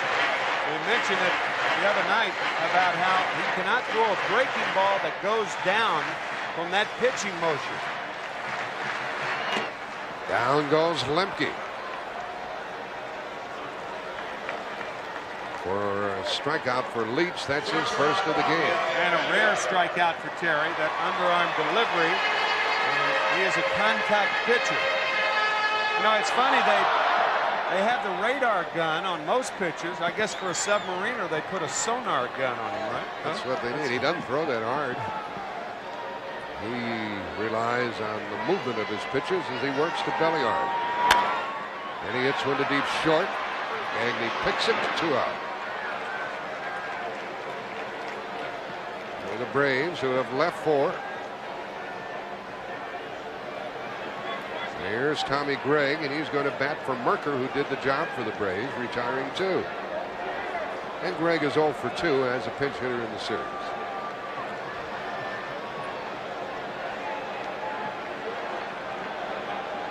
It was the bullpen of the Minnesota Twins that was highly touted coming in with their consecutive innings work, 32 2/3 before the Aguilera walk the other night. But it's the Atlanta Brave bullpen that has done a terrific job in the past 3 games here. Jim Kaat talking about their bullpen underrated before game 1 in this series. There's Jim Clancy. He'll take over and work the 7th.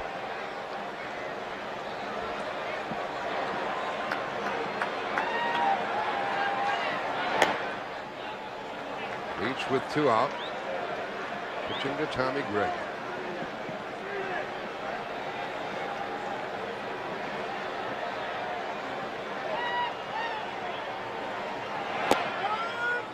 In there, 1 and 2. The problem with a pitcher like Leach is unique. You just don't see that sort of pitching in the big league, that style.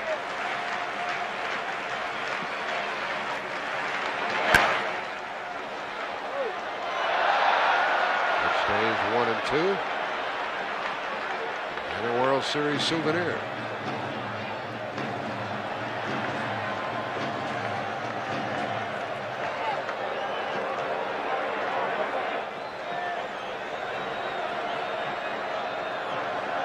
Pitcher is due to lead it off in the next inning for the Twins. So this will be all for Leach. See, that was that type of breaking ball that you have to throw when you release the ball down like that. It's not a breaking ball that can go down when it's in the strike zone. It's a breaking ball that stays on a level plane.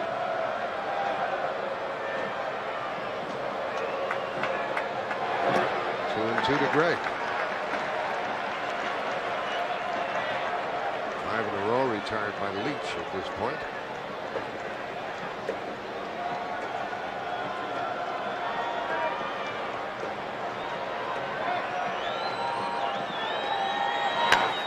Gregg hits it to right, and it'll be handled by Chili Davis for the final out of the 6th inning, and it is 5-3 Atlanta.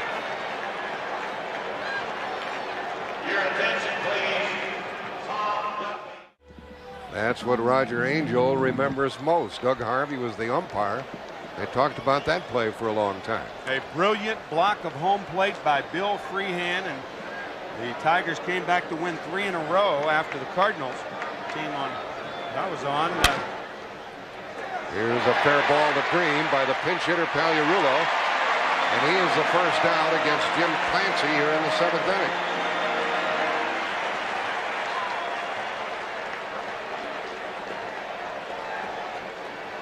Pagliarulo, first ball hitting. Little backhand by Bream, and he makes it look easy. And I'll tell you that we didn't make it look easy in that 68 series. Ahead 3 games to 1, and the Tigers coming back and winning the last 3. Jim Clancy 1-0 in this World Series. He won that extra inning game the other night, game 3.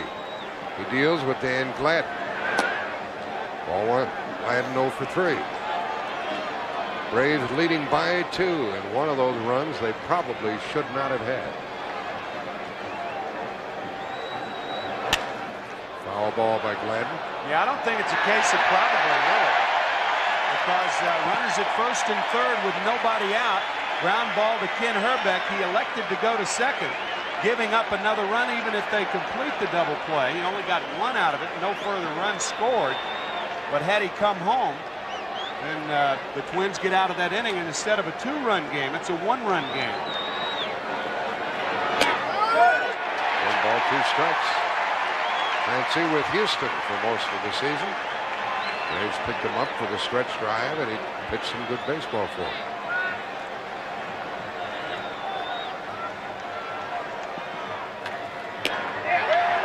Two and two.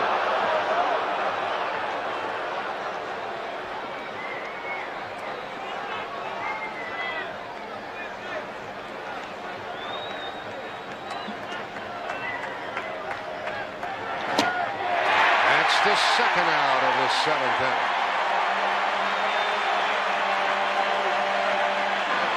And Gladden's 0 for 4.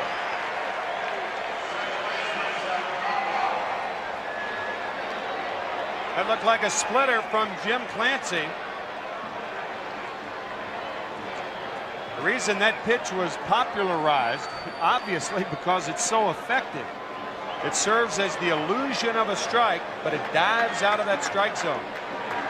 Knoblauch with 2 out, ball 1.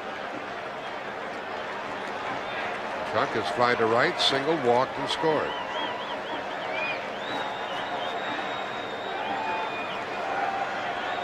Glavine, Merker, now Jim Clancy.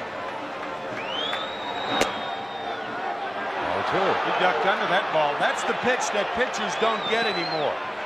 That is one of the criticisms of umpires, that ball right around the belt, just above the belt. Few umpires will give that pitch anymore. Got a pitch down, down, down. Like that, 2-1. It's the third World Series game for Clancy.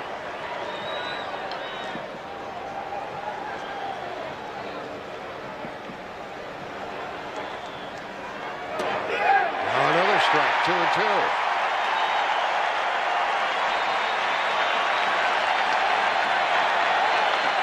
Fans to their feet. Everybody up.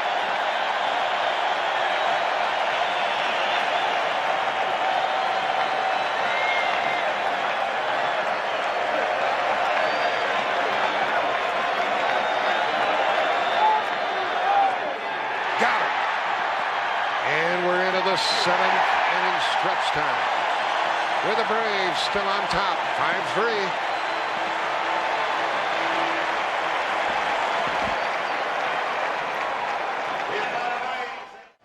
5-3 Atlanta lead here in the bottom of the 7th inning. David West is the new pitcher, and Jim Kaat on the field. You got to believe that David West would have been the optional starter on Saturday. And his appearance here would make that call questionable if Tom Kelly elects to go to a different pitcher than Scott Erickson. Yeah, I think Minnesota getting back into this game and still being 2 runs behind actually works against Tom Kelly's pitching plans, because now if you're Tom Kelly, you say, hey, we at least have a chance, so I'm putting my best guy out there, David West, in this situation. And if it were still 5-0, I think he'd be on the bench and would be an optional starter or used early in Game 6. So the brief rally or coming close can kind of work against those pitching plans. Of course, that doesn't prevent Kelly from using Erickson to start the game, to have Atlanta with a right-handed pitcher line up in there, namely Sid Green, and then maybe bring David West in if you find out early that Scott Erickson doesn't have a step. Lonnie Smith starts the home half of the 7th, and the pinch hitter, Mike Pagliarulo, takes over at 3rd. Stays in the lineup, so West hits where Leas had been. Lonnie hits it high, hits it deep. There she goes.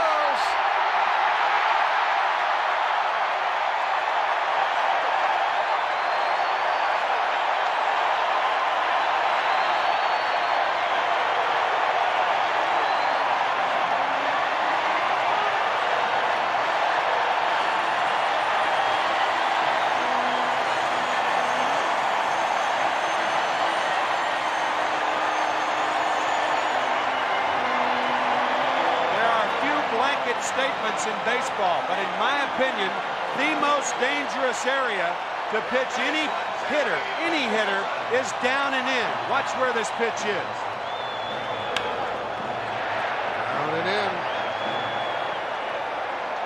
3rd home run of the World Series for Lonnie. 3 straight games. That's the first since Reggie Jackson did it back in 1977. And the batter is penalty. Ball 1 to him. Ball 2 from David West. The score 6-3.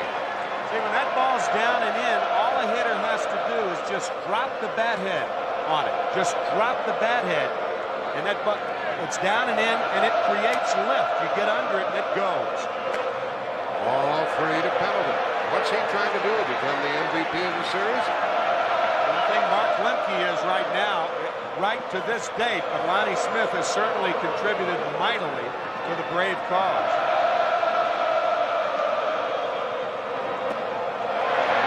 Penalty with nobody out here in the 7th inning. Of course, that could change Saturday night if the Twins lose this game. I mean, they could go back up there and win on Saturday, and then you have Smoltz and Morris again on Sunday night.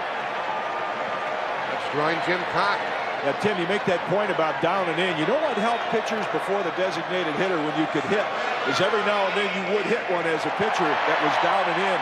And you'd say, man, was that easy? Then as a pitcher, you realize that's a zone I want to stay out of. Yeah, first-hand experience, huh? Hamilton at first, nobody out. Gant the batter. And West falls behind. There's one thing about these Twins that you have to remember. Their home record this year. Ball 2 to Gant. At home this season, the Twins were 21 games over 500. 51-30. So no matter what happens here tonight, they're still in this 91 World Series. Ball 3 to Gant. They do have the home field advantage. They have won 6 straight World Series games at home. However, this time at home, they'll be facing Steve Avery and John Smoltz if it goes to 7. And we mentioned a couple of times, it bears repeating, they are concerned about Scott Erickson, slated to pitch Saturday. Another walk by West.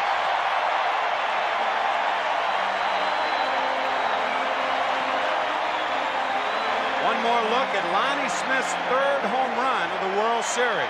All of them here in Atlanta.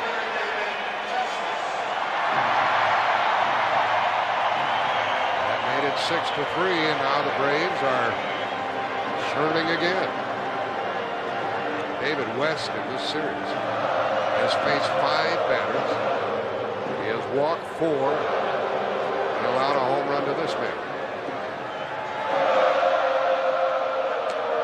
It falls behind David Justice, who has a 2-run homer and another RBI.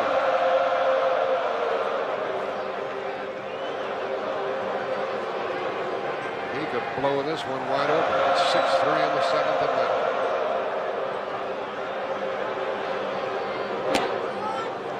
1-1.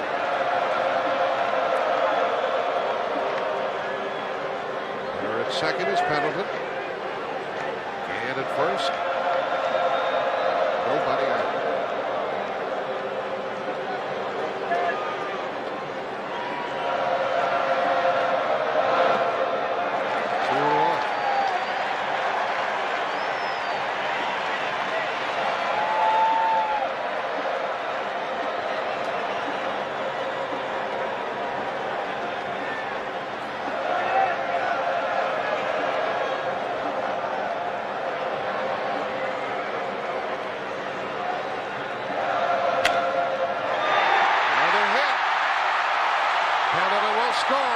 To third, 7-3.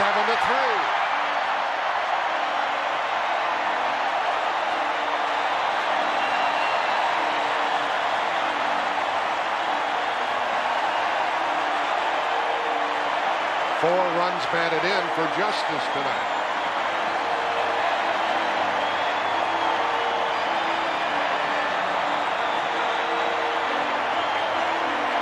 The manager coming out. We've got a double switch coming up. And we have a new pitcher coming in. We'll be watching Steve Bedrosian.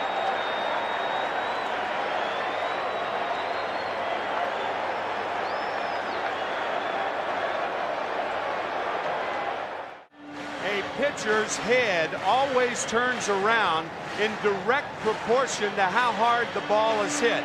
Watch David West on the home run by Lonnie Smith. Right there. Watch the head jerk around as quickly as the ball was hit. You got it. So the head turns around in direct proportion to how hard that ball is hit. If that were a pop-up, you'd see that head going around very slowly, but not on a home run. Timmy, now I know why so many pitchers had to go see chiropractors. Right. I never realized why I did that. Steve Bedrosian is the new hurler. And a double switch, and Al Newman is playing second base. Knobloch is out of the game. Newman batting ninth. Bedrosian batting in the number 2 spot.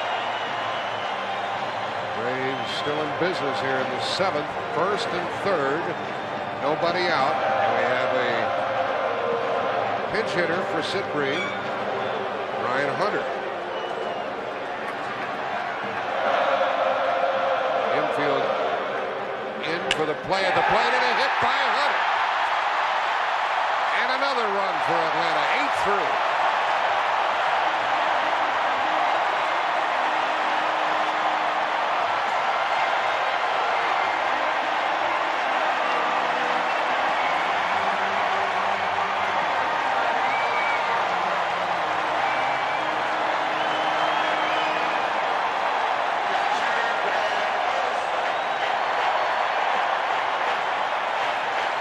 Still nobody out. Olsen. He's already had 2 hits tonight.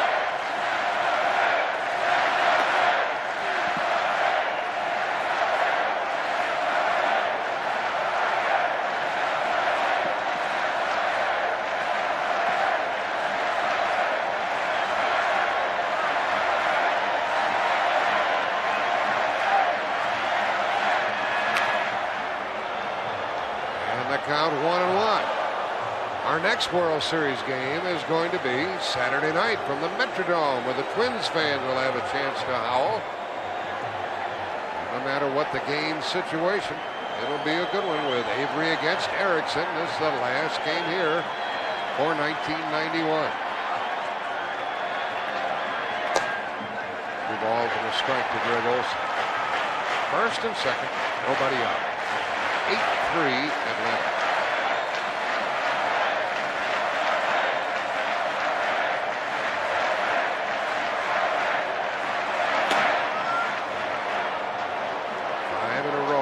Base.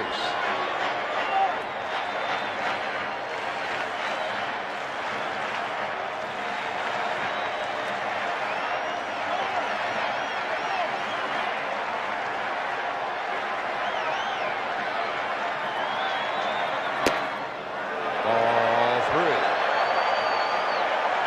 One of the Minnesota coaches waiting to win the game. We'll have the day off tomorrow along with these other Twins.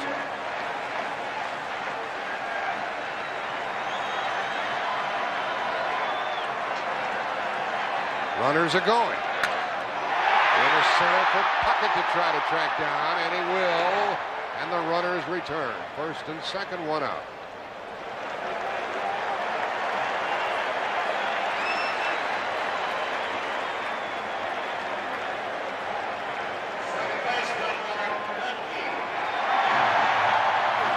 Three runs in this inning for Atlanta.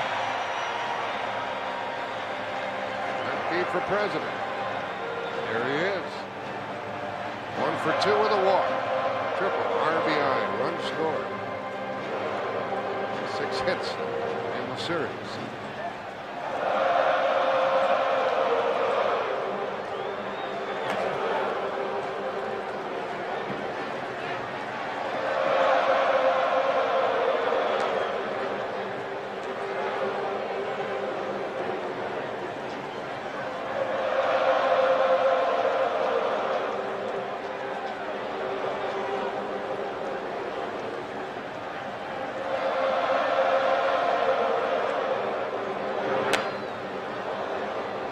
2 to Lemke.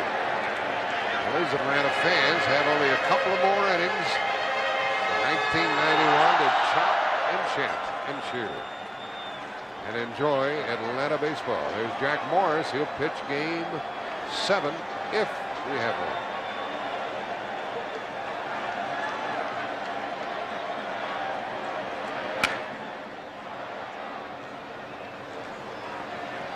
I wonder what Pat O'Brien is up to at this moment. Well, Jack, about a year ago, Lou Piniella and the Reds had swept the Oakland A's, and here is a visitor. And what do you make of this World Series? It's been an exciting World Series, Pat.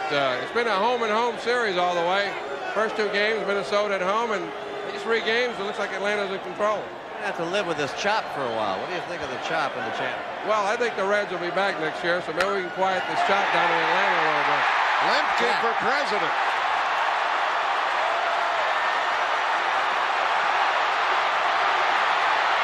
Another triple.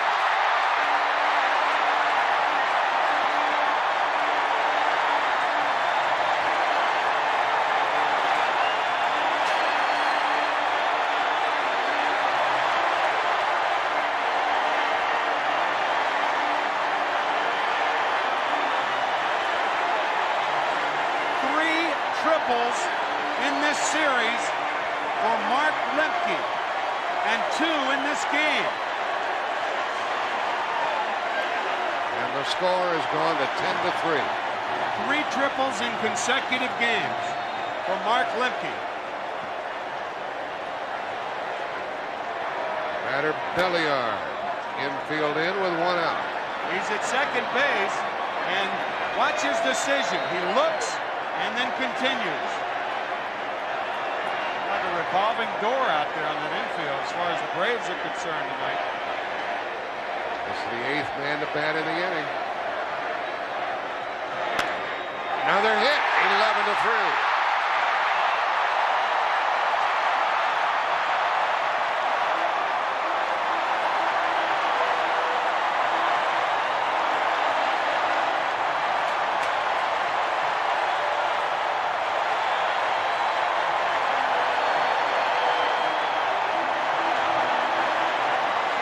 Go back to Pat O'Brien. Interrupted there by Mark Lemke. What do you think of that kick? I'm going to tell you what. He played exceedingly well for Atlanta down the stretch, and he's done a heck of a job in postseason play. From me watching these ball games, he's my MVP in this series right now. Where was your hospitality last year? How come you didn't give us 5, 6, 7 games in the World Series? Well, our ball club played very well, and we caught Oakland not playing quite as well, and we were fortunate to win 4 in a row. But I'll tell you what, the fans here in Atlanta, and with the Tomahawks and the fans in Minnesota with their Higgins, it's just been exciting. I ask you about Bucky Showalter, who used to be named manager of the New York Yankees. How do you think Buck will do? I think he'll do a good job. He knows the organization well. He's a good baseball man. He's paid his dues, and he deserves a chance, and I hope he does well. Well, they got you here. You know what it's like coming into the National League Park without a designated hitter. What about that in this series? Well, it's a little more difficult for the American League manager. They got the DH all year. For the National League manager, it's a little easier to manage with the DH in the lineup. You don't really have to make all that many moves.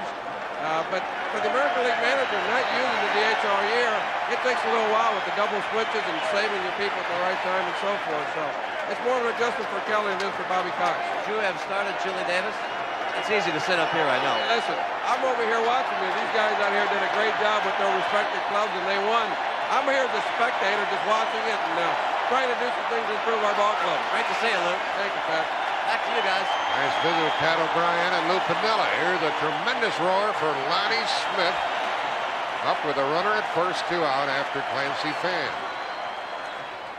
And a wild pitch sends Belliard to second.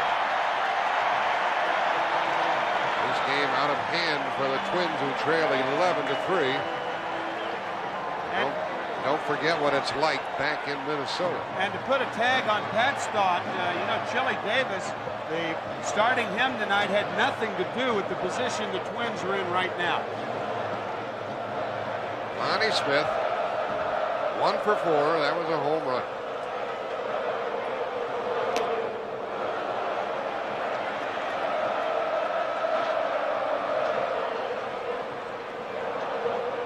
Well, I know this fellow well, and so does Tim McCarver. He's overcome an awful lot, an alcohol problem, a drug problem, being sent back to the minor leagues, suspended and all.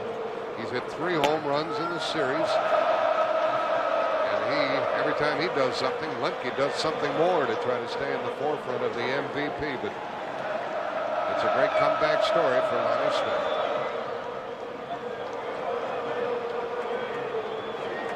And you know he's enjoying it. His 4th World Series team. And also Lonnie Smith needed 400 plate appearances this year to have his $1.75 million contract renewed. You know how many he got? 412 plate appearances. Partly because Otis Nixon failed a drug test and is not here in postseason. 2-2. Lonnie Smith read that sign. You got to believe that he made it come true.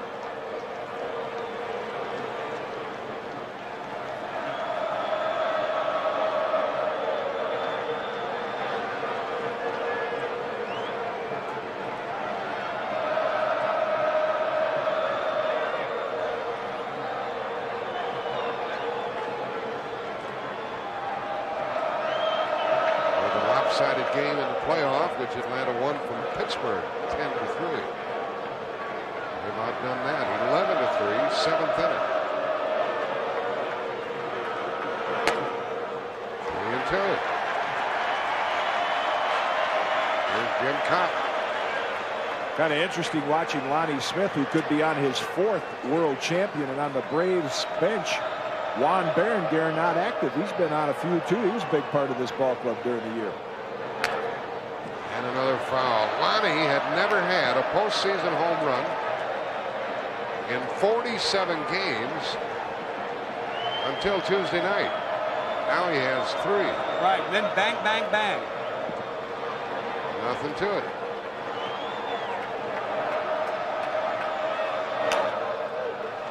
And he still won't go away. Braves have made 6 runs in this inning on 5 hits. In this series, he might do it again tonight. Into left field for Gladden. Now we have played 7, and the Braves lead it 11-3. He was a successful pinch hitter. Jim Clancy's the hurler. And ball 1. As we start the 8th.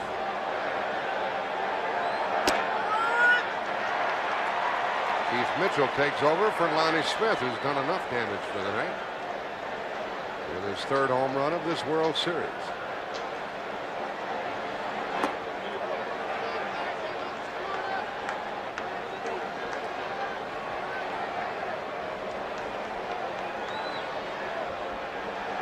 This is Jarvis Brown leading off in the 8th. Broken bat to Belliard. 1 out in the 8th inning, and Clancy has retired 4 in a row.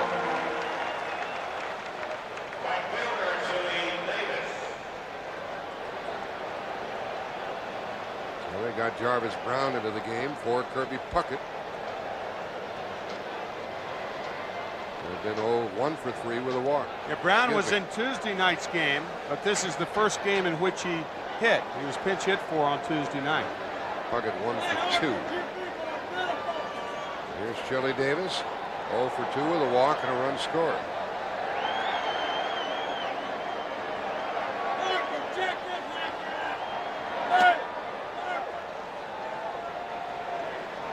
So when you take Puckett out of the game in the 8th inning, you pretty much say it's over, right? 8-run lead for Atlanta.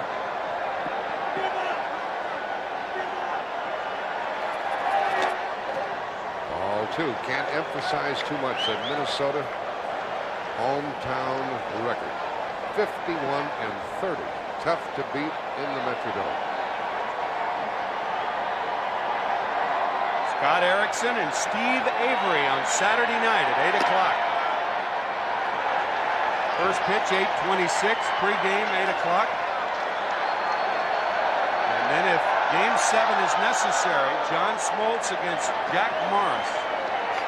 Still a lot of playing to be done in the 81 World Series. Count goes to 3-1 to Chili.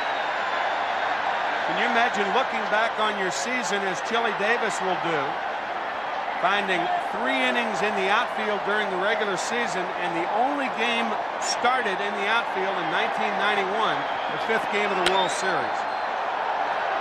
3-2.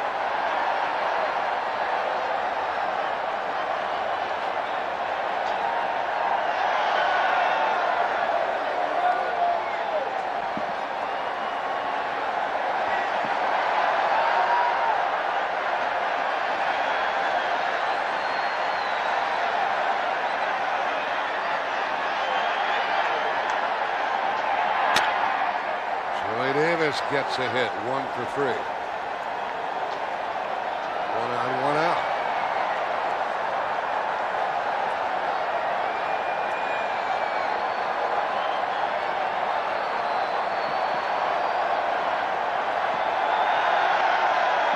This pitcher, Jim Clancy, would get a save if he finishes the game, and he would save it for Tommy Glavine.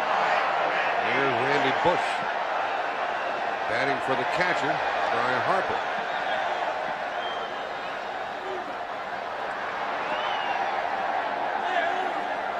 Bush, the pinch hitter. Lemke takes the easy out.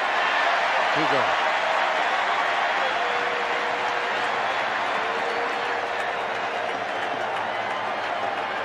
Well, Tommy, you thought that the Braves got hot down here and they'd be ahead going to Minneapolis. I felt that they would come home. I thought that Minnesota would have a tough time beating the pitchers down here.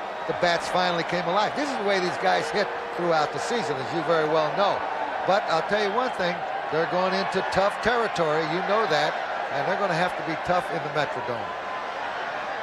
This is the same pattern that occurred back in '87, too. When Minnesota won the first 2 games at home, went to St. Louis. St. Louis won 3, and then Minnesota won the last 2, games 6 and 7 in Minnesota. The same theme here. And this is the 12th such game that Minnesota's been involved in consecutively. We're going to find out before we leave here tonight who the Saturday pitcher will be for Minnesota. Who do you think it'll be, Tom? Well, I think it will be Erickson, Scott Erickson. I do too. I don't think they're going to change it. They may change it tomorrow, but I think right now, in Tom Kelly's mind, Erickson's the pitcher. Yeah, he's the guy you want to send out in that ball game. They're going to have to win that ball game, no question about it. But this was a big ball game because had Minnesota won it, that meant that these fellas had to go into the Metrodome and win 2. But as this stands now, all they have to do is win 1 game. Do you like the designated hitter, Tom? No, absolutely not. The other day was a good indication of it when they start using all those players. The strategy of the game is there. You got to make these moves. You can be in a close ball game 1-1 and the bases are loaded and your pitcher comes to the plate. You got to make a big decision on whether to let that guy hit or take him out. He's your outstanding pitcher, so you go for the runs. We're in the top of the 8th. Davis down to second with 2 out. And a 2-2 count. Newman, the batter. And chasing it, and he can't get it. That makes it 11-4. And Newman continues to run. And he's into 3rd with a triple. And Gant gets up very slowly.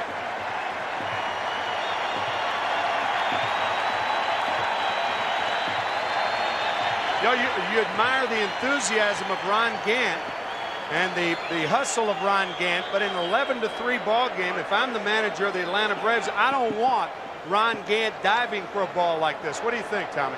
With you, and also with guys going into the fences, you don't want them going into the fences at this time of the game. It could very easily hurt his shoulder landing that way. There are certain times to call off the dogs, and I think this is one of them. Well, he made some attempt at that ball. Runner at 3rd, Newman, 2 out, and this is Paul Sorrento pinch hitting.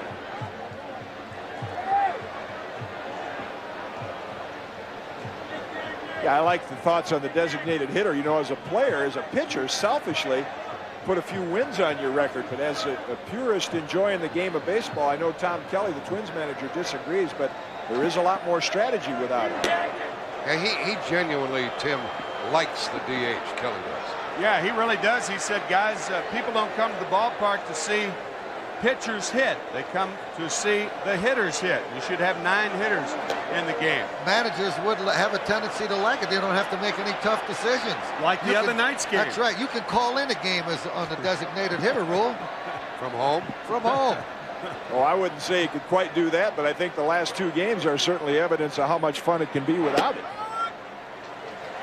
23 players, for instance, used on the Minnesota Twins roster Tuesday night. That's what makes it very effective, is you have to make those decisions. You have to pinch hit for that pitcher. You don't have to do that without the designated with the designated hitter. Yeah, Tommy, you're serious, Tom. You don't think that the American League managers have to manage as well?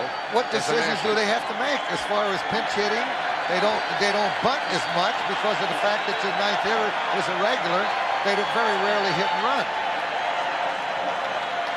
3-2 and ball 4 to Sorrento.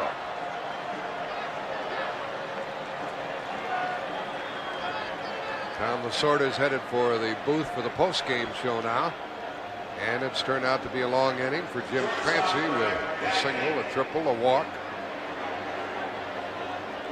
And the score is 11-4. Olson out to chat with his hurler. Down in the bullpen, Alejandro Pena and Mike Stanton. There's a day off tomorrow, so Bobby Cox could use either one of these hurlers. Clancy trying to get the final out. Gagney's the batter. And Greg is 1 for 3. I think even American League managers will tell you it's easier to manage in the American League they than don't the argue National about League. it. No. I mean, they prepare their players. They're all leaders, but once the game begins, the strategy is almost non-existent. I mean, you do hit and run. You sacrifice occasionally with your 8 and 9 guys. I think American League managers will tell you that. Don't you, Kitty? Yeah, the one decision they have to make is the pitching changes are not automatic because there's no pinch hitters. You do have to make decisions on when to lift your pitchers out and pay very close attention to that, not just the score of the game. Gagney hits a foul back here. Well, no matter who likes it and who doesn't, we're going to have the DH back in form on Saturday night and Sunday night if necessary. You know, years ago, if you were a starting pitcher and you were down 2-1, you just stay in the game almost forever. But now managers will pay attention to pitch counts and things like that to make their move in that league. Gagney to Pendleton. He goes to second, and the force out ends the inning. 1 run for the Twins, and they trail 11-4. Bottom of the 8th inning, home club Atlanta leading 11-4. The aerial shots this evening are from the Spirit of Akron, courtesy of Goodyear Tires. The pilot of the Spirit of Akron is the Captain Drew Marshall from Pompano Beach, Florida. And Carl Willis comes in to become the 5th Minnesota hurler of the night. New catchers, Junior Ortiz. We have a new center fielder. As the Twins trail 11-4, they put Randy Bush in that spot. Well, that's Randy Bush in right field. Jarvis Brown is the center fielder. And Pendleton leads it off here. Strike from Willis. And we have a new first baseman as well. And that's Sorrento, Paul Sorrento. Another hit for Pendleton. In the gap and to the track. A leadoff double in the 8th inning greets Carl Willis. Pendleton swinging the bat a little better, Tim. A couple of hits tonight. He's also walked and scored a run. All of the Atlanta Braves are swinging the bats well. It's almost like a Casey Kasem top 40 tonight. The hits keep right on coming. You're a Casey Kasem. You a Casey Kasem fan? I am. Not really. Tim, it's true that the Minnesota fans are probably more crushed by the situation than the Minnesota players. They're able to mentally write it off and say, well, we took a whipping, right? And they remember 1987, too, when they won the last 2 home games, and they went up against John Tudor, who was having a terrific year for the Cardinals in 1987. He pitched Game 6, and they beat Tudor. Kaat trying to do more damage. And he does. Here comes another run.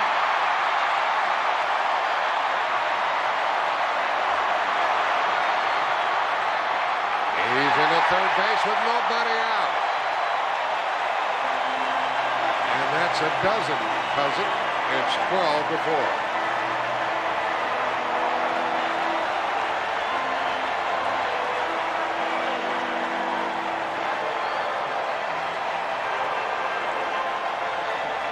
Well, the carousel continues to go round and round and round for the Braves this evening. The decision made right there to go for 3 for Ronnie Gant. And that's Gant's 3rd hit of the night. 3 hits plus a walk.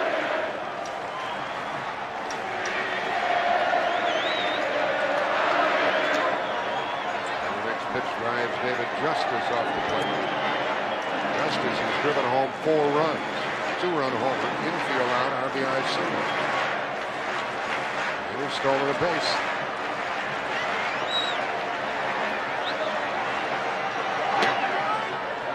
Ball 1 strike.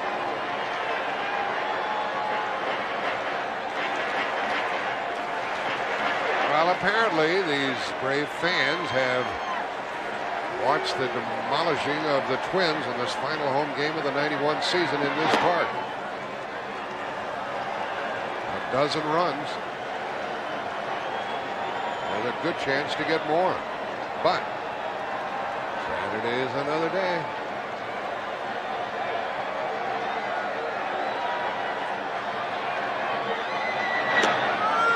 Justice has a 2-2 count.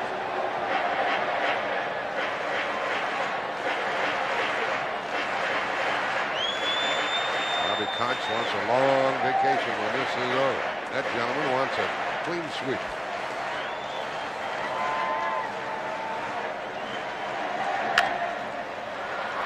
Run scores.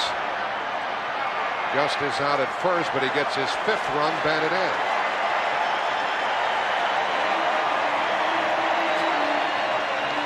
That makes it 13-4. There goes the 13-run pool. When this kid is 70, he'll be saying, I was at that '91 World Series. Yeah, and all his friends will be saying, prove it. Nice play by Paul Sorrento as the Atlanta Braves go from a dozen to a baker's dozen. That's the first out of the inning. The batter is Hunter. Single and scored. Look at that one go. There she goes.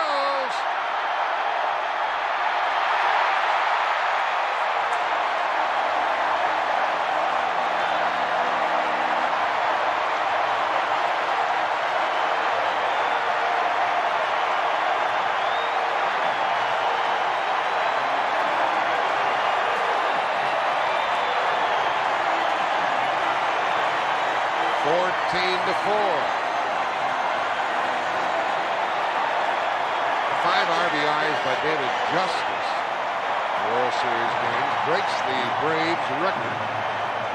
4 by Bob Elliott in 1948 against Cleveland. Olsen takes a strike.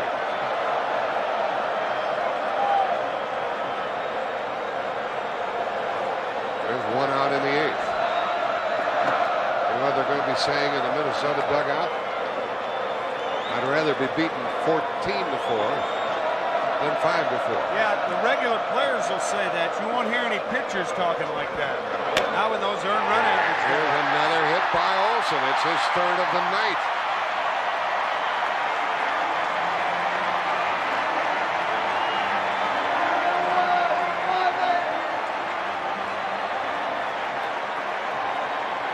That's 17 hits for Atlanta.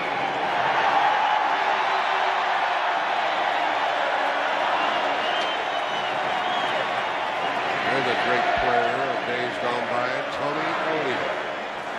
There's Chili Davis, who started in right. Here's that man again. Lemke.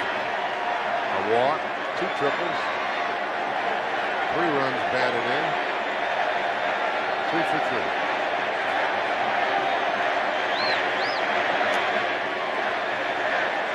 What a story, Mark Lemke. As you look at Kirby Puckett still out there, Mark Lemke was the only Atlanta infielder with an option left. That means he was eligible to be sent to the minor leagues in spring training. Hits it to second, and that's a double play to end the 8th. It's a 14-4 contest.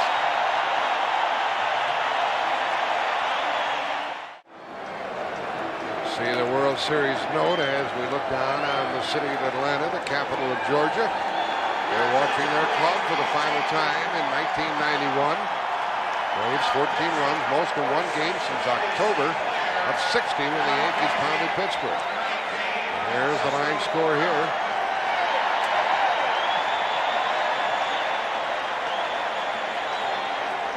And the Braves apparently will have a 3-2 lead in games played come Saturday night in Minneapolis.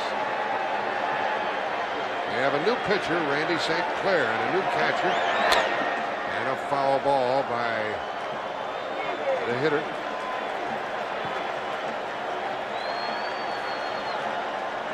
Randy St. Clair into the series for the first time. And Francisco Cabrera behind the plate. 9th inning. 14-4 Atlanta. I have some interesting post-game interviews for you.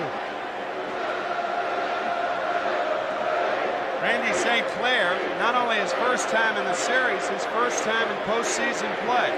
He's the only player on the Atlanta roster who had not performed in a game in postseason play. Now Urillo flies it into right center. Justice calls for it and has it. This copyrighted telecast is presented by authority of Major League Baseball. It may not be reproduced or retransmitted in any form without the express written consent of Major League Baseball. 1 out in the Twins' 9th. Now Urillo 0 for 2. Well, here's one of the few players who's played the entire game, Dan Gladden. 0 for 4. In the right center and in between and to the wall. Gladden with 1 out, cruises over to third base.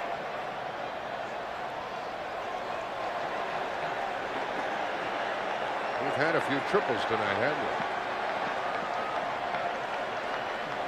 1 by Gladden, 2 by Lemke, another by Newman. 1 by Gant. Ball flying all over the place.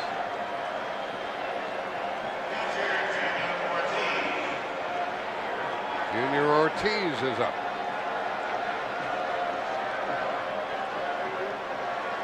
What a mess my score sheet is.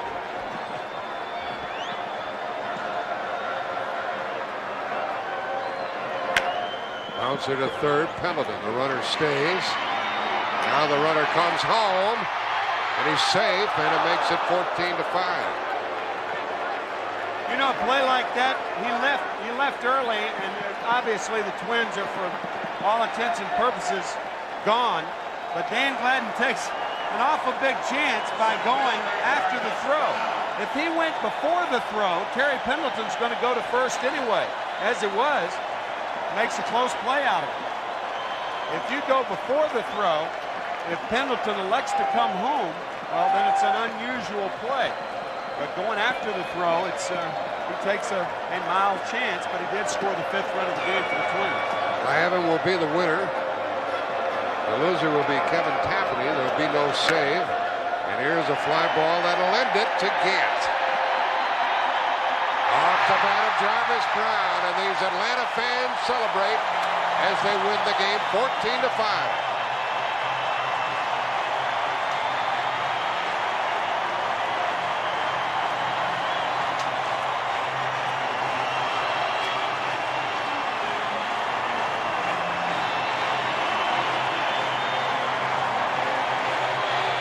Braves team has been a relentless group all season long.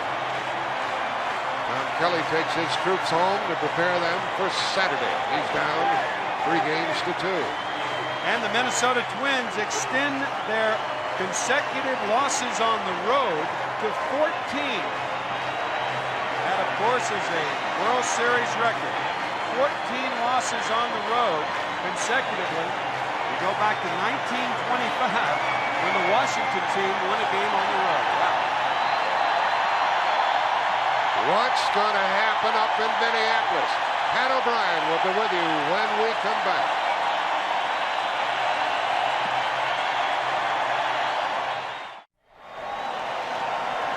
Take a look at that line score. 14 runs, 17 hits.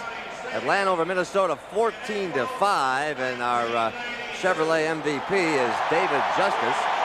The Braves, Chevrolet will donate $1,000 on his behalf to the Special Olympics. Dave Justice 2 for 5, 1 home run, folks, and 5 RBI, and he's standing by right now with Jim Kaat, fellas. Wow, what a night, David Justice. What I noticed early in the game, you faced Tapani before, got you on that outside pitch. Looked like you made a little adjustment and went after it tonight. Well, in that particular situation, Ronnie's on first, and I know they're going to give me a fastball, usually first pitch, because if they don't, Ronnie's going to steal.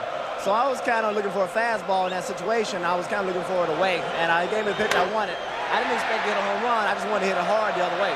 You know, now with all the bedlam here, you've swept the Twins at home, but now the task at hand is going back to that Metrodome. Have you guys thought about how you might be able to adjust to the surroundings there? Well, we know it's going to be tough. I mean, they're a very different team at home.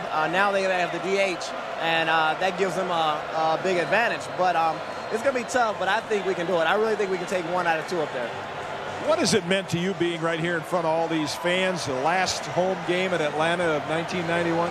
I tell you what, it feels great. I mean, for us to come out and score like we scored tonight, and with the fan excitement here, I mean, it's just been a wonderful season. And we like to go to Minnesota and hopefully bring home that world championship, and for us, and especially for our fans who support us all year. Well, David Justice has had a wonderful year, and so have these fans in Atlanta. We're going back to Pat O'Brien.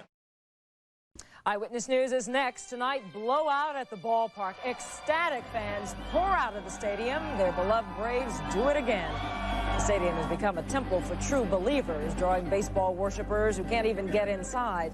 And in Minneapolis, Twins fans say they're confident Twin wins in the Homer Dome will bring them the championship. Don't go anywhere if you're late for work. They'll just have to understand. Live team coverage is coming up next.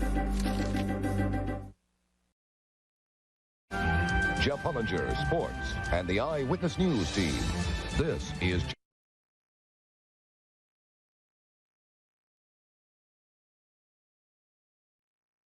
the new Mazda. It just feels right. WAGA-TV Atlanta. Brenda Wood. John Marler. Ken Cook, weather. Jeff Hullinger, sports, and the Eyewitness News team. This is Channel 5 Eyewitness News. Check it out live from Atlanta Fulton County Stadium. It is party time all over again. Atlanta fans celebrate a home sweep of the Twins. From worst to first, the Braves' dream of a World Series championship is oh so close. Good evening. The Atlanta Braves are now just 1 win away from the biggest prize in baseball. In their final home game of the year, they crushed the Minnesota Twins 14-5. The Braves now lead the series 3 games to 2. Let's begin with Jeff Hullinger down at the stadium. And Jeff, where do we start to tell this story? Outside Atlanta Fulton County Stadium, where it is a madhouse, a mobile chop shop, if you will. Behind me, the reaction to the Atlanta Braves, now up on the Minnesota Twins by a count of 3 games to 2, with the series moving back to Minneapolis. This is a starved group of people for a championship. Never has any team from Atlanta, pro sports, won a world championship, but the Braves are now just 1 game away from it. David Justice, marvelous tonight. Lonnie Smith, super, and Mark Lemke. We're going to give him a new moniker tonight. Mark Lemke is no longer the Lemmer. He is Mr. October. Mark Lemke has become Mr. October, the most improbable of series heroes. He has been extraordinary. Let's go to the highlights tonight in the 17th right now. Okay, Jeff, very much. We'll let you take care of technical problems out there at the stadium. Right now, let's continue our team coverage of the Braves tonight. Let's check in with Doug Richards. He's been checking out with people out at the stadium. Here's his report. October 24th. Never before have the Atlanta Braves played a game so late in the calendar. And never before has their last home game started with such flourish. We are down here live, the final game in Atlanta for the Braves. And we got it going on. The Tomahawks are out tonight. The Braves going for World Series win number 3 in a row. The hype for the game went as high as the searchlights outside the stadium. All right, it's 3 at home, 1 at the Dome. Optimism soared like the blimp. Braves fans who really didn't need an excuse to dislike the Minnesota Twins found one anyway. We're Twins, and we support the Braves. Fans without tickets patiently advertised their plight. While baseball fans were sorry to see local baseball come to an end for the year, scalpers were even sorrier. Well, I did so good, I went and got me an Atlanta Braves ring made. I cleared about 4,500. 4,000, yeah. The 2 days, and I ain't finished working today. This was the face of a fan whose mother couldn't afford to pay the scalper's ticket price. For him, the end of the baseball season is at best bittersweet. So we brought him down here. He's a diehard Braves fan, and I just thought it'd be nice for him to get involved in the hype, and now he's so involved he wants tickets. But even those who couldn't get tickets, like 8-year-old Michael Gordy of Atlanta, did their best to enjoy this World Series. Even though this is it for baseball in Atlanta, it still doesn't seem real, even to those closest to the game. I guess our senses have kind of been dulled by the extra work and the long season and all that. But I guarantee you, come Game 6, I'll be a mess again. That was Doug Richards reporting. Let me give you an update on Jeff Hollinger, why he suddenly disappeared. Talk about fans' enthusiasm. Some got so enthusiastic out there at the stadium, they knocked down our live camera. Our technicians are working to get everything back in order. We will hear from Jeff coming up. Everybody's okay. Brenda? Well, Russ Jamison is out at Fulton County Stadium, and he is okay along with his camera crew. We're going to go to him right now. He is standing outside the stadium along with hundreds, perhaps thousands of others who were outside, couldn't get in, but they were satisfied just being in the ambiance of the excitement. Russ? Brenda, we're safe for the moment out here. We're not going to have any problems. I hope we're not going to have any problems like Jeff had over on the other side of the stadium. But in the last couple of days, there has been a tremendous transformation here in Atlanta. There have been thousands of fans who have gotten a chance to go into the game, but there's just as many who have never gotten in to see a game who came down here to the stadium anyway. Some staying almost 24 hours. They say they came for the ambiance. They came for the history. They came to soak up what they could of a World Series. We're Braves fans. Just wanted to be here. Brenda Kelly and a friend from Thomaston had no tickets. Didn't really even worry about getting any. They sat against the concrete wall and watched a 5-inch black and white TV. It was as close as they and others would get to a World Series, and that was fine with them. On the sidewalk outside, people looked like they were taking laps, walking, wandering. Big kids and little kids too. Some fans in full splendor. Others still desperately wishing and wanting a seat in the house. This was history, and if they couldn't be a part of it inside, they'd be a part of it outside. Teresa Scruggs said staying in a hotel and watching a TV just wouldn't work. No way. No way. That's not good enough. We want to be here, and it's nice night. We want to be a part of this atmosphere. The Braves, we love them. We want to give our support. So we decided to come down here even if we can get in the game or not. You know, we just want to be a part of, we just want to be a part of this atmosphere. About the only non-fans were a few homeless men taking advantage of thirsty and sloppy fans. Aluminum cans were plentiful. Nearly everywhere you looked, people crowded around miniature TVs. This radio station had big screens, but no sound, in protest of the CBS announce team. Let me tell you, it's an incredible moment out here, standing outside Atlanta Fulton County Stadium. 3 days of World Series have turned this town on. Take a look at what we're going to be dealing with over here, what we have been dealing with. This is a 96 rock flatbed with searchlights. All of those folks, they've hopped up on that flatbed. As far as you can see, there are Braves fans. There are Braves fans cheering a 14-5 win here at Atlanta Fulton County Stadium and cheering the fact that but the Braves are now up 3-2, headed back to Minnesota, and the likelihood that a World Series champion could be in this town. It's made them almost crazy. Reporting live from Atlanta Fulton County Stadium, Russ Jamison, Channel 5 Eyewitness News. All right, almost crazy, I think, is putting it lightly. Those folks not going home for a while. Thank you, Russ. We're going to try now to go back to Jeff Hollinger and his camera crew. Jeff, we understand you had a little difficulty there, but things are back in order now? Yeah, I think we're back in order. Let me explain exactly what happened. We were being rocked by a throng of enthusiastic Braves fans.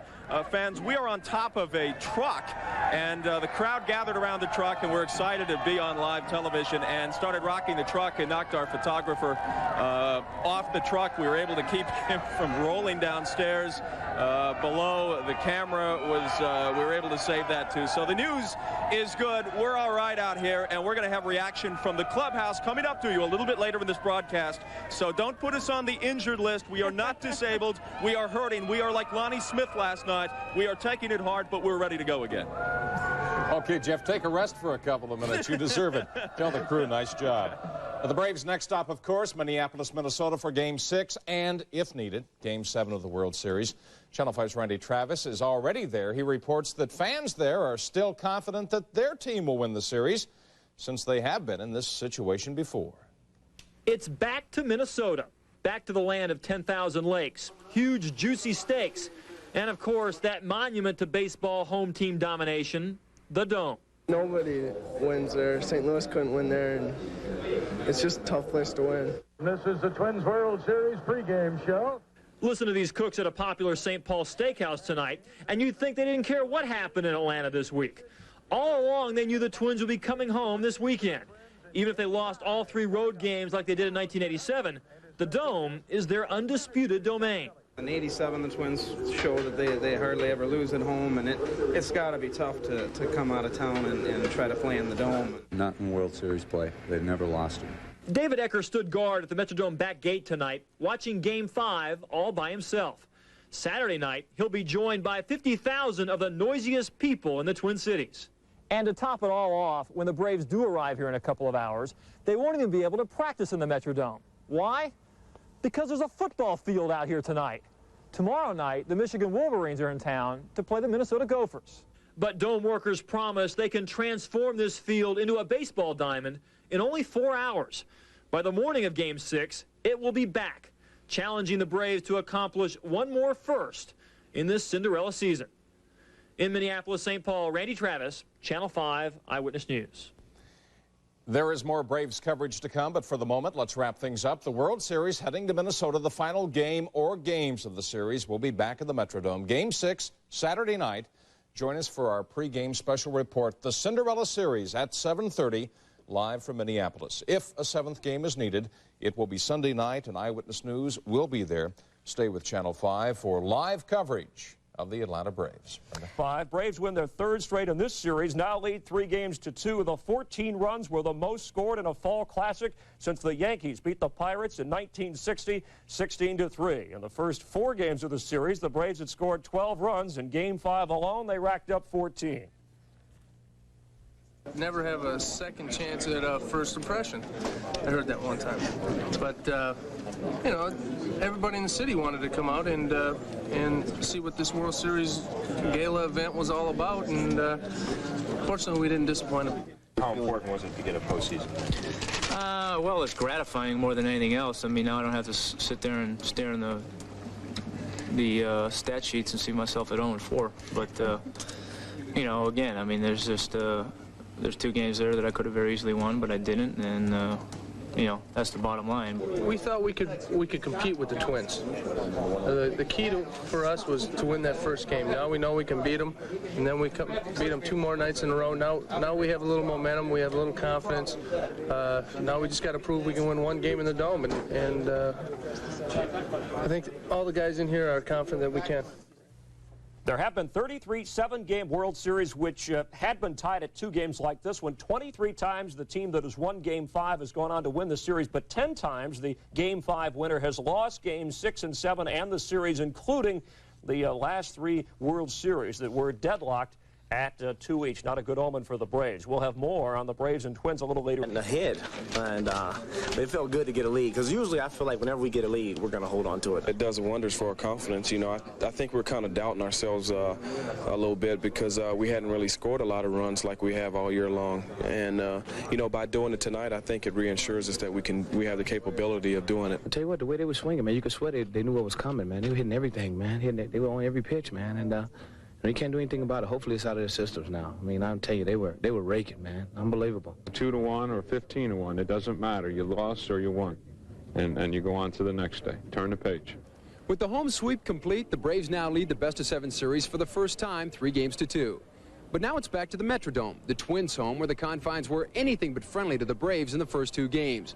In fact, Minnesota's working on a streak of 6 consecutive World Series wins at home. No, I think they'll be a tougher team, because now you got Chili Davis in the lineup along with another hitter instead of one of the pitchers. So it's going to be tough. We're home, and, you know, we win a lot of ball games there. It's just, we need to win 2 games in a row, as simple as that. The Dome actually beat us. You know, you got to give credit to the Twins. They played some good baseball up there, and they're really responsible for beating us 2 games. I don't think the Dome really was the thing that we felt we could win a ball game there. I think the thing that got us was they played better baseball than we did in there, and they felt real comfortable in their place, and that was one of those series where both teams won at home. I hope this changes now. It's the same thing, man. It went on in '87, and the people said the same thing. We started with 2 outs, so people started yelling sweep. They did the same to us in St. Louis, and hopefully it's a good omen. Apples and oranges, but you know, it's in the back of your mind that you know you can go back and play good baseball in your home, and we'll try to do that. At the World Series, Steve Cyphers, ESPN. Thanks, Steve. Some other items being kicked around while all the baseball people are gathered in one place for the World Series as we look who's talking. The Yankees possibly discussing swapping Steve Sachs for the Angels' Gary Gaetti. Eric Davis, there's talk he's going west, maybe to the Padres or to the Angels. The Reds want Chuck Finley, and California, we hear, has the inside advantage on signing free agent Danny Tartabull. He just built a home between Anaheim and San Diego, and we all know that Gene Autry has the Bucks. Yeah, it'll be interesting to see if any of those big names do move. Could be a very active offseason. It will be a very calm offseason on Toronto's bench. Cito Gaston will stay as the manager of the Blue Jays. That confirmed by the Jays on Thursday. Chris and I back to wrap up this edition of SportsCenter in a minute. Stay with us. We're coming back.